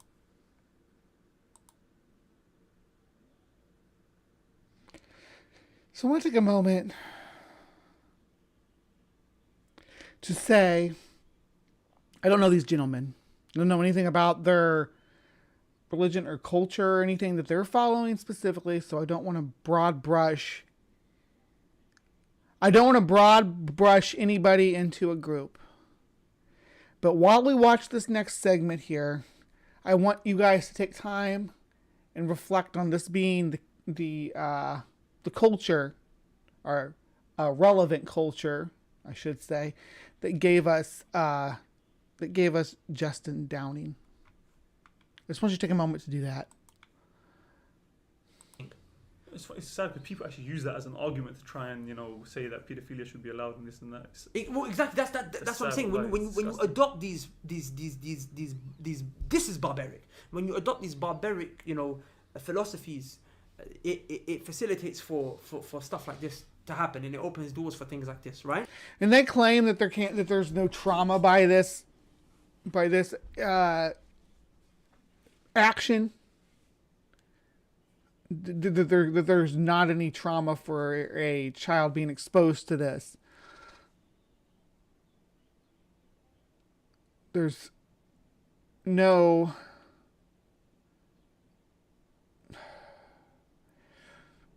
they're like, oh, there's no proof it's gonna impact or hurt the child, but good God. So that child has no recollection of it.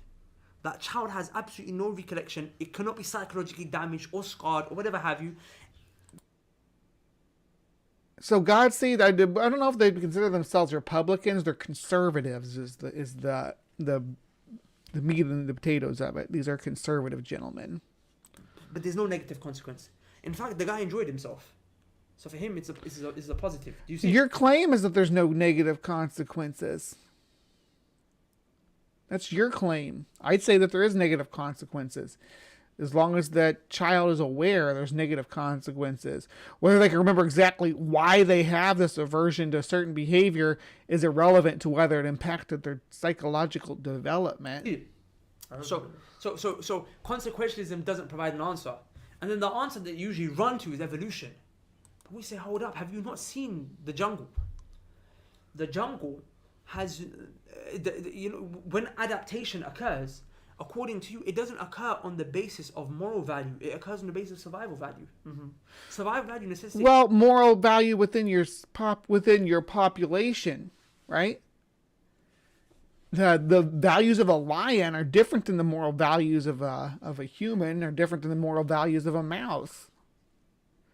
A quokka will throw its baby at you to escape predators because biologically it is more beneficial for the species as a whole to sacrifice an undeveloped or underdeveloped organism that can't survive on its own than for her to sacrifice herself and the baby. So it dumps the baby out to the predator to eat. It's not a good thing, but it's just their defense measure, right? But social species exhibit certain levels of what we call in humans altruism, where you are willing to sacrifice yourself for the population. So that's just a outgrowth of being a social species, right? It's that you're going to have to do some pretty, what we would consider evil things in the animal kingdom. The Hanuman lauga monkey from India. The what? Hanuman lauga monkey. It's the name of a species of monkey in India. When it takes over, when it takes over a tribe of monkeys, it kills the leader. Not only that, what it does is that it actually kills all of the children of that leader, because that one leader would sleep with all and had basically sleep with them. No, they mate with them. But yeah, there's monkeys. There's monkeys that kill the infants of their rivals. Absolutely. There's humans that do too. As a matter of fact, I read this book where these people were told to go in and kill all the babies of a rival. So in this book I read, they defeated the leader of the monkey of the evil primates, and they actually had a god come in and tell them to kill all the babies of the rival primate. What was the name of that book? Starts with a B. Maybe it starts with a Q. With all of the other females, so he would have many children. So he would not only kill the leader of the tribe, but he would kill all the other baby monkeys as well. He would murder them, right? So they don't one day overtake him. That we would consider. See, you're using language there. Murder is also another word for interspecific killing is called murder in humans. We generally don't use that word for animals, but it's the same concept. We just have a special word for it when it applies to humans. Interspecific killing is what we call murder in humans. Moral. So if evolution is where we're getting our moral compass from, then, why the hell are our morals in direct opposition to evolution. What happens in evolution, right? The great white shark, it forcefully copulates when it mates. In other words, it rapes. But we consider rape to be... Lots of species have aggressive reproductive strategies. A lot of species do. Some primates do. Orangutans are pretty aggressive sex partners, for instance. The males are, and they're quite a bit bigger than the female. Otters are rape crazy. Otters, it's their copulation process. It's how they reproduce. Other species, there's have natural behaviors that they do, like the rhino beetles. The female is exposed to the males fighting with each other, and it triggers hormonal releases to make her ready to copulate. So the males have to fight. Their toucans do something similar, where they do fencing with their beaks as a behavioral thing. It's so violence is part of a lot of animals' reproductive strategies, whether that's violence between males rivaling or violence towards the mating partner. And it swings both ways too. If you look at spiders, the female will eat the male if he can't get away. And praying mantises, she will eat him while they're in the process of copulating. So, yeah. To be an immoral thing, do you see? So, if we took our morals from evolution, then our morals would not be... There would be no morality. Rather, our morality would be in line with survival of the fittest. You see what I'm saying? And it's not like that. It's not like that. And I've got a video in a bit more detail. It's called... I think it's called Atheist Will You Drink Your Dad's Sperm? Or something like that. I know it's a bit of a controversial name, but I'll put the video. That's such a bizarre notion. Drink your dad's sperm. Below. I discussed that in a bit more. So I don't think he mentioned your girlfriend or some guy you hook up with. He's not he doesn't do it in a glass and say I'll drink it. That's not how it's not how that works in sexy time. Detail. The point I'm trying to make is that evolution doesn't. The point I'm trying to make is that evolution doesn't answer this fundamental question of morality. So how can you tell me this clear-cut evidence? But the Quran answers this question for you. The Quran tells you that you have a creator, a Lord who created you, and he instilled these morals and these values inside of you. Just skip through the verses and then you'll see the hadith of the Prophet ﷺ. The Quran tells us that we were born upon what you call the fitrah, which is the innate natural disposition. This is the innate natural disposition, right? Allah tells us that you have an innate knowledge, an innate understanding of morality. That's the biological drivers as opposed to social species that I was talking about there. Those are ingrained at birth. You naturally imprint upon, again, your mother and your social group. So yeah, it's that's your natural morality through both epigenetic pieces and learned social behavior in infancy. Has instilled in us the moment we were born. From this innate morality is what? The belief that there is a creator, right? Okay. And the Prophet Muhammad ﷺ has backed this up in his hadith. And in fact, there's actually a study that was done in the University of Cambridge by a professor called Justin Albarrett, but it proved... Speaking so fast. I know. But it's because of time. There was a study that was done in the University of Cambridge by a professor called Justin Albarrett, yeah? And his study is actually very profound. If you go, just Google it and... Google it so you can find out what the name of his books are and you can purchase them. But he actually concluded that, if you were to take children from... Why is it... I'm getting really quite disturbed about all these analogies. They're just about abusing children. From young and place them on an island where they would have to fend for themselves and there was no external kind of influence on them. They would automatically grow up believing in a superior creator that sees them, that watches them, that hears them. And that's not... I don't think that's true, though. Well, maybe they may have ideas about supernatural things, right? because it'd be like we were in our early days, where the wind was controlled by this god, and the sun was that god, and the ocean was that god. We didn't know what was causing these things to happen. So we know that when we, do this, when we blow, it makes wind. So maybe there's something really big out there making wind, things like that. They did extensive study and research towards by means of which they came to this conclusion, and you can just go and check it out online. But I don't need to go to that scientific research, because my Lord Allah, once I've already established that the Quran is true, and I've established that the Prophet Muhammad, peace be upon him, is But you haven't established that it's true. You haven't given us anything to indicate that the Quran is true. You're just like, science means these consequences, which consequentialism is not a factor here. Consequentialism doesn't have any weight on truth. Is the messenger of Allah who was sent with this divine knowledge that was given to him, then I don't need to go to scientific evidence, because I'm getting it directly from the source. Do you see that we have something called the fitrah, the innate natural disposition? Another thing that evolution doesn't answer is how the first cell actually came into being. The first organism that split, that evolved, because there had to be a living organism. They're talking about a biogenesis right here. They're very confused about what it is, though.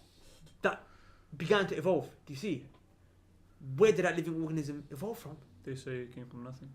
Well, no, hold up. They say that they argue the universe came from nothing. Some of them, but okay, the universe came from nothing. But within the universe, no, saying the universe from nothing was a tongue-in-cheek thing, not like a real argument. There's these living organisms. The first cell that happened to come in this universe. What you Where did that came from nothing too? Do you know how absurd that is? That's that's worse than me saying, hey, I have a hat and I'm gonna pull a rabbit out of it. Because at least the person who believes that the rabbit came out of the hat, there was a hat for the rabbit to come out of. I'm but these people believe that the rabbit came out of thin air. We're pushing towards and there's so many other things, like wallahi, for example.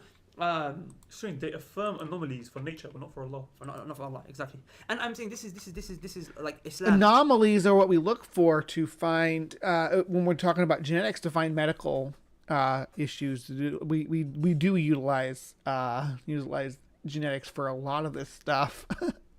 It's weird that you have a problem with that, in my opinion.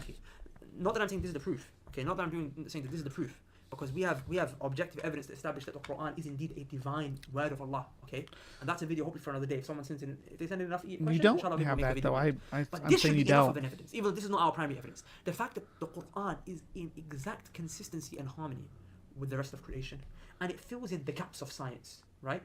This is not called God of the gaps. People say, oh, you just want to place God wherever you can't answer a question.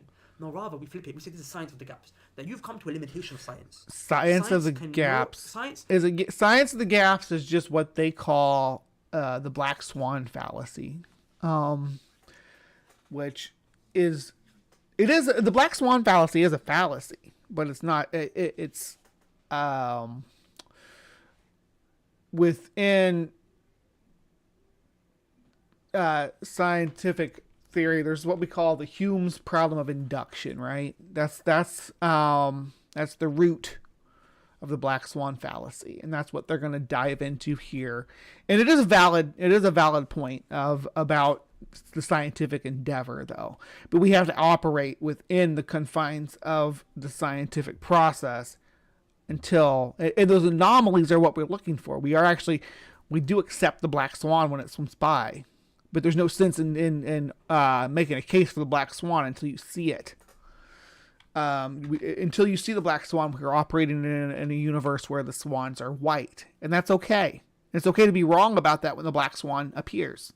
How does the scientific method work? It is a means of observation, right? And from that observation, you extract a hypothesis, which means that anything that you cannot look at, you cannot see. You can extrapolate something from it, right? So if you can't observe, you can't extrapolate a hypothesis. So morality, can you see it? No, morality is not something that you can see. So science or evidence... No, you can see morality, because morality is informed by actions, right? And you can do psychological testing on a person to kind of find out where their morality is, where it stems from, and things like that.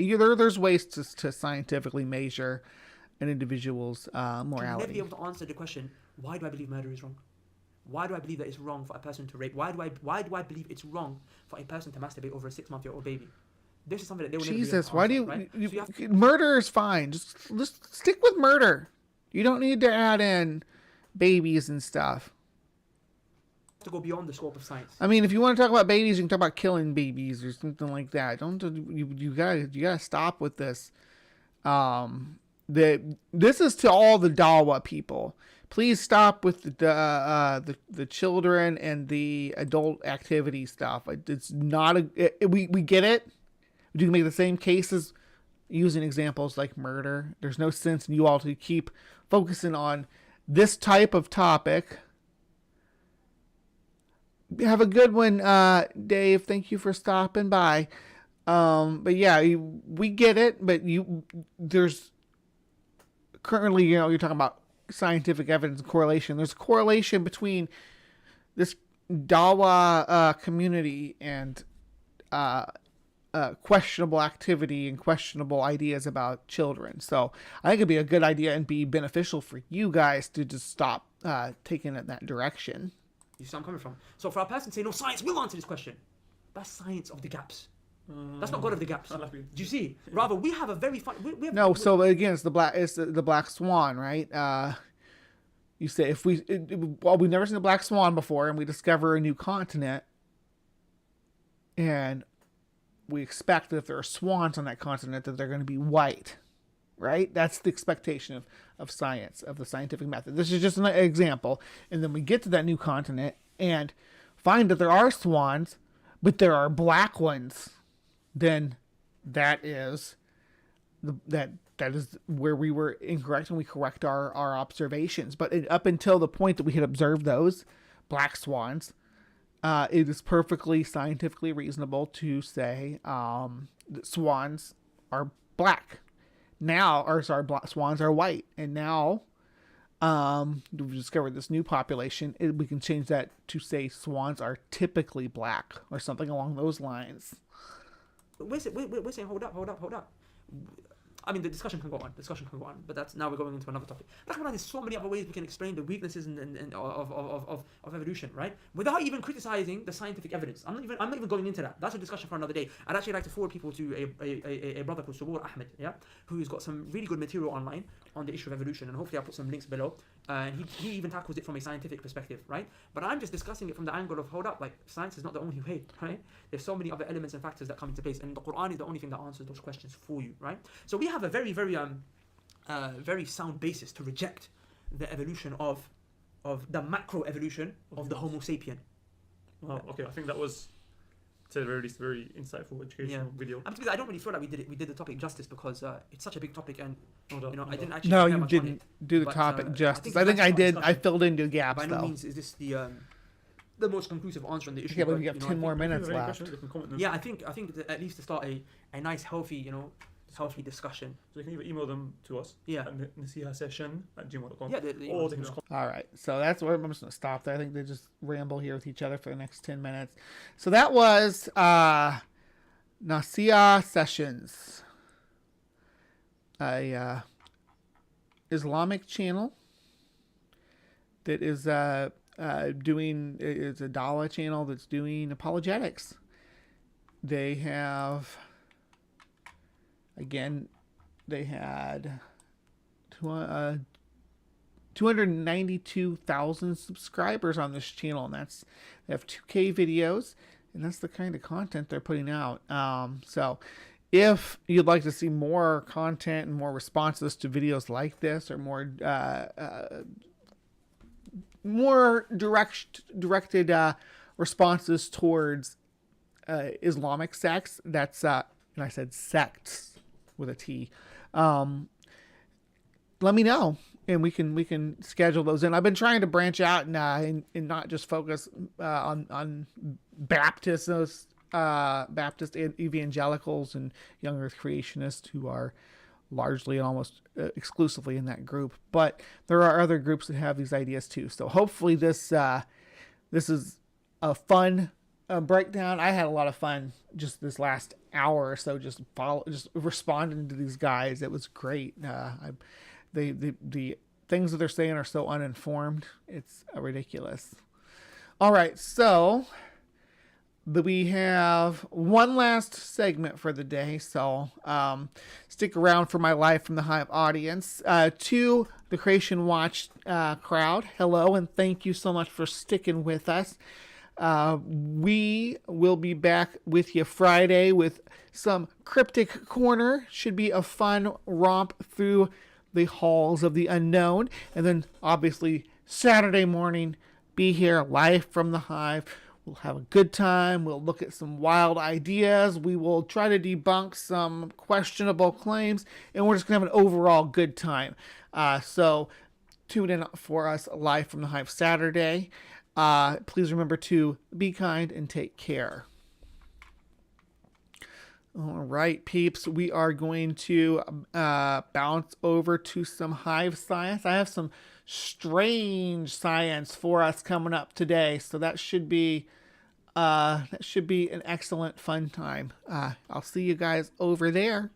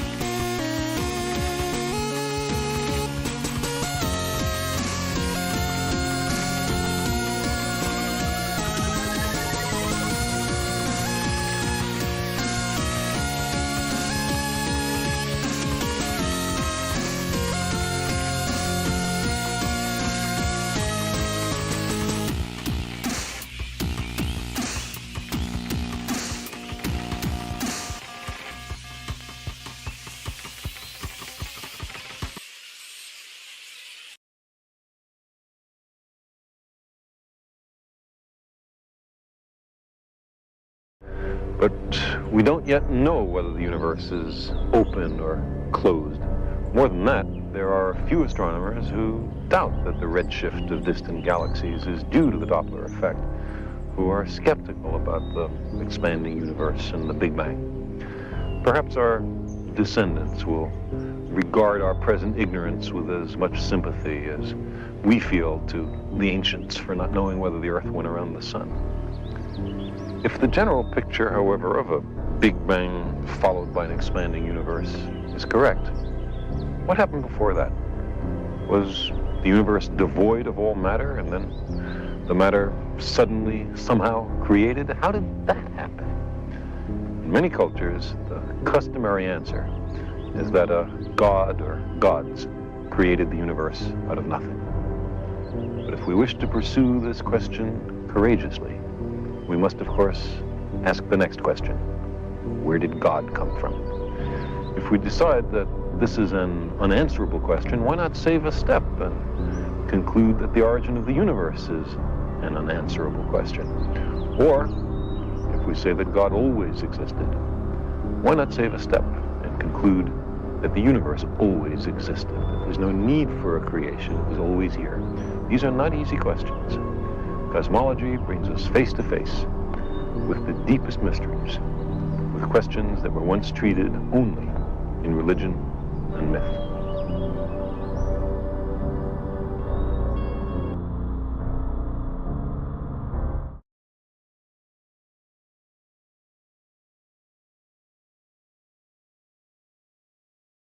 Thank you so much for joining me here today in HiveScience.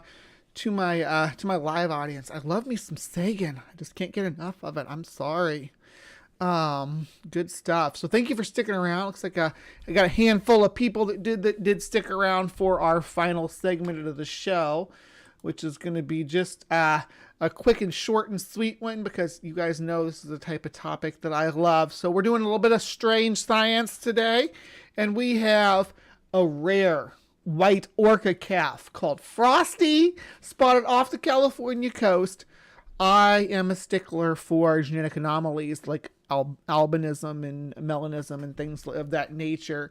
I think anybody who's been around the hive long enough knows that about me. I do like these sorts of things, and these are the genetic anomalies like what we were talking about before that can arise in a population, and whether or not they get passed on and take hold in that population is dependent on the reproductive success of the individuals within the population who have these traits. And things like albinism generally do not take hold, because something like albinism can be detrimental to one's success in their environment, as being white causes you to be more susceptible to radiation damage from the sun, causing cancer that could kill you before you reach maturity. It can reproduce. It also makes it more difficult to catch and attain prey if you're predatory, or more susceptible to predation if you're a prey species. Now, the last category there, of course, orcas don't fall into at all, as they are the apex predators of the ocean, and the only organism they had to fear at all is us. And even in that case, they seem to know better than to mess with us. So they don't generally bother humans or attack humans in the wild, because they understand the consequences of such action is hunting without prejudice hunting. Seriously, they will kill all the whales if one whale acts badly. So for any of them, it's a good idea to not do so. So that's the interesting part about this, is when it comes to an orca, a lot of those factors are not going to come into play. And yes, I'm going to show you the picture in a second. But when it comes to an orca, a lot of those factors aren't going to come into play, because orcas are apex predators. They already have substantial white markings on their body that no different at all in the way that it's going to alert predator or prey by being all white or having dramatic white, black and white markings either way. So I don't think it's going to be detrimental in those factors. Now, the sun and things like that, now that's a different story. But what effects solar radiation have on whales and their skin is up for debate. And I don't know if there's any real good research that's been done into such a topic. But I am interested to follow this case and see what happens with young Frosty. Let's have a look at her, though. This is Frosty. She's easily recognizable thanks to her genetic condition. Isn't she gorgeous? Look at the water ripples on her white skin. She's so gorgeous. Whale watchers in California recently treated to a rare experience when among a pod of killer whales, aka orcas, or Canis orca, a white calf was spotted. CA216C1, or Frosty, as the calf is known, is... Okay, my mic mantis moved again. Frosty... Here, where was I? I'm going to start it over again. Not say the number, but... Or Frosty, as the calf is known, is a 3-year-old male orca who is leucistic. So he's not even albino, he's leucistic. Frosty has patches of black on his dorsal fin and the front of his face. Let's go back up and look. I didn't see any patches of black. I guess maybe that's a patch of black and that's a patch of black. Anyway. This is because leucism causes the partial loss of pigmentation caused by a genetic mutation. Other genetic conditions that cause changes in the coloration of an animal include melanism, where the entire coloration becomes black due to excessive production of melanin, and albinism, which typically turns the entire animal white with red eyes. Yeah, I guess I was being a little hasty by calling it albino. I was using that term incorrectly. My mistake. See, we learn why we're talking here. While I'm trying to teach you guys about cool stuff, we're also I hadn't even read the article. I just looked at the picture and read the headline. So because I wanted to discover this with you guys live from the Hive. First encountered in 2019, Frosty belongs to a pod known as CA216, a group of orcas that are called transient or Biggs killer whales. CA for California, I am assuming. This group has been monitored by researchers who have found that the pod travels around the west coast of North America, with sightings of them as far down as the Mexican border and even up into Canada in the north. Other killer whale groups are known as resident killer whales and will stay in family groups in roughly the same area.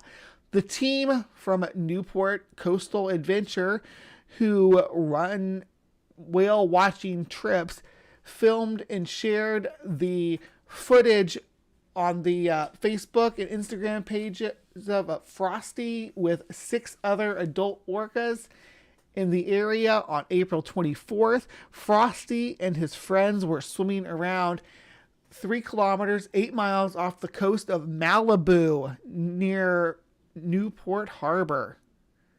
Look at that. That's gorgeous. Gosh, I want to go whale watching so bad. It just seems like so much fun. So beautiful. There's videos with these here. Can we blow this up or... There he is. Oh my gosh, he's so cute. I'm watching it again. Yeah, let's just go to their Instagram. That'll work. If it'll load.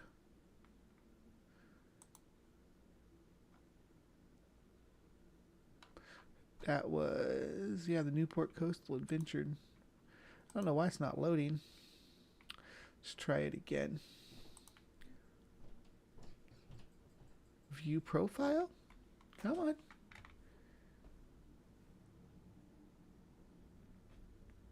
Oh, I'm not going to hassle with that if it won't load. I'll leave it up there trying to load, I guess. Let's look at this one now.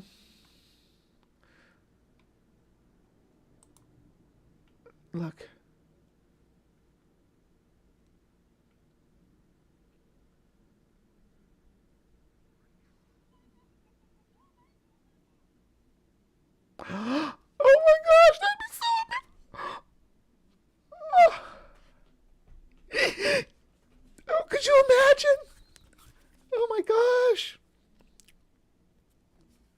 Yeah, I know they smell bad. Seals smell bad too. Dolphins do as well. Are there more? There are more. Yes. Is that still loading? What's up, Instagram? Yeah. Speaking of Instagram, I better not open that. I think it's logged into my adults only one, and I don't want to share that on my my YouTube channel. But if you're interested, it's out there.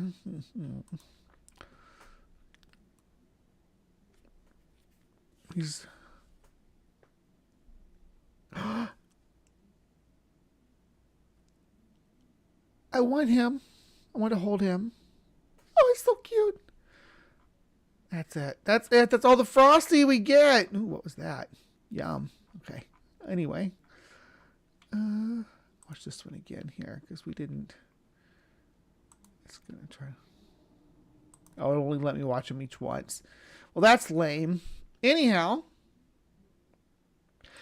Yeah, that was our little bit of strange science. We have a linguistic orca called Frosty that got lots of great pictures and videos of him, and he is 3 years old, or was first sighted in 2019, so he's more than 3 years old now. He's at least 4.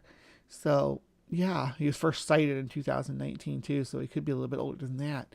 Interesting and really cool stuff. I love whales. I love aminals of all shapes and sizes. So let me just scan back through our commentary here before I close out. Frosty the Orca says ring 1. Kind of like HiveScience, the science gal.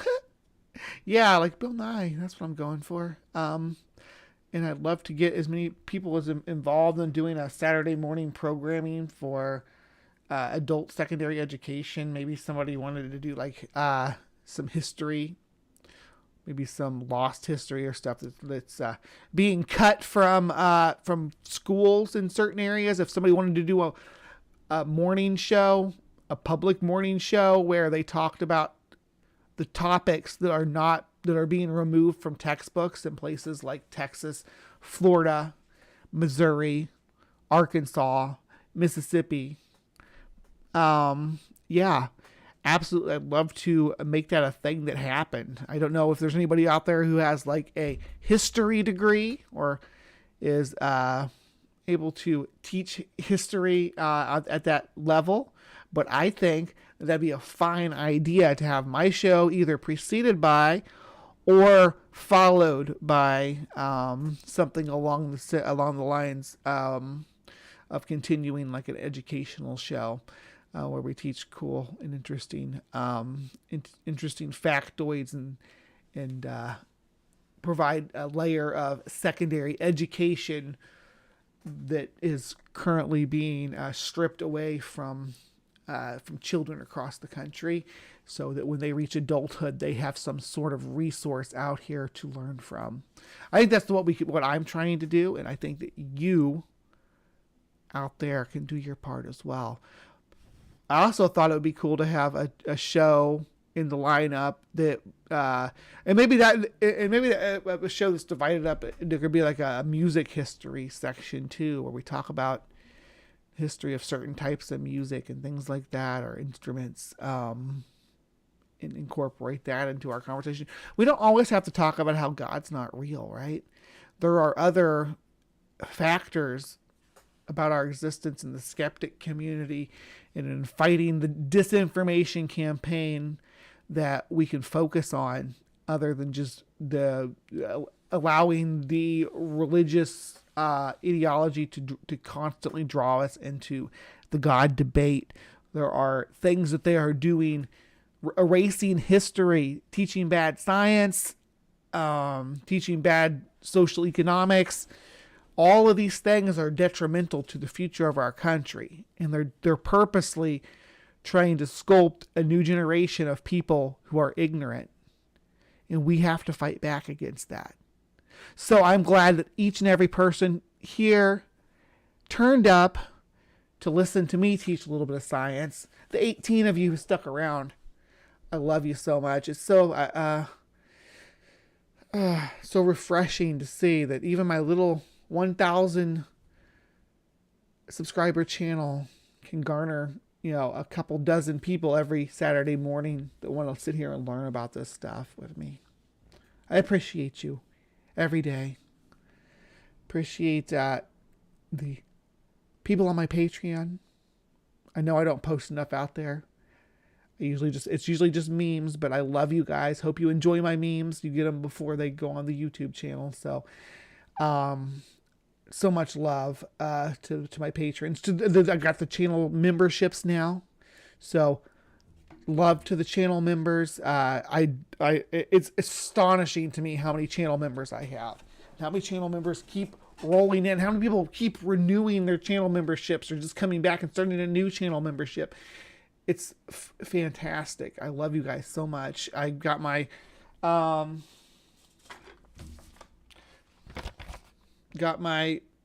Google paycheck stuff. I'm a Google employee now. I work for Google. So that's a thing. It's kind of exciting to say, but how else do you explain it other than saying I work for Google? Anyway, with that said, I'm going to try to wrangle this little guy because he was feisty. He disappeared from me for a while, and I found out that he had crawled up the bottom of the arm. I don't know how well you see. I'm at a impasse for how I'm going to do the Mike Mantis on this setup because I haven't had one since I moved over here. But I'm thinking I might give him, because I don't generally put my camera down low like that. I generally like it like this. Maybe a little bit lower than that, but yeah. About like this is generally where I want it. That's still a little bit too high.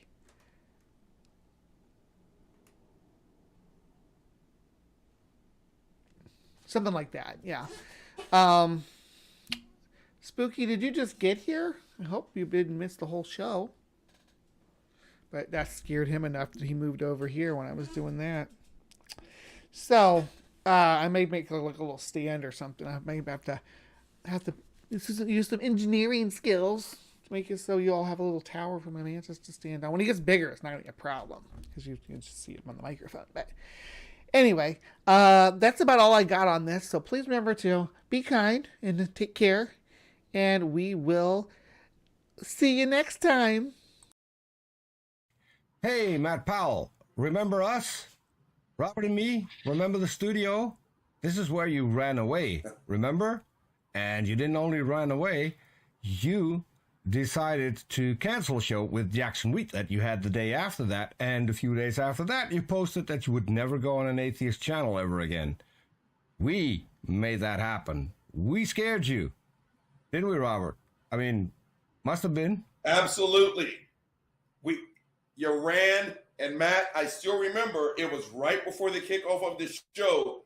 You asked me and Peter, hey, are either one of you homos? Now, not only was that totally irrelevant, I remember asking you, do you know what a bear is? And the first thing you did was talk about what's in the zoo.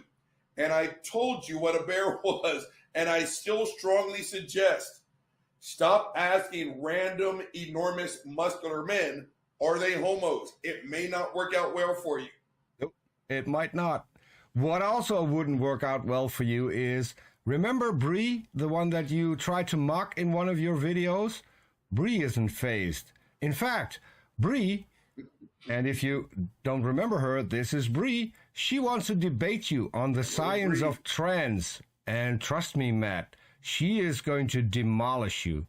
And so in the meantime, absolutely, what you can do is look up what a beard is, because I think we both know where you're coming from, right?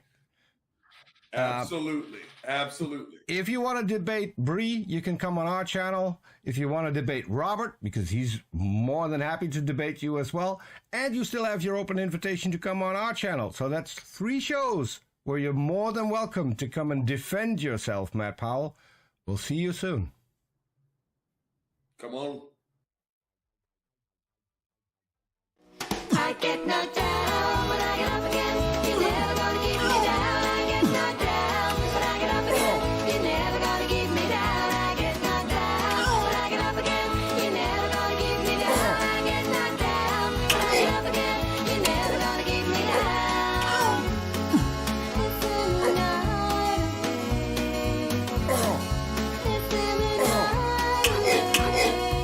whiskey drink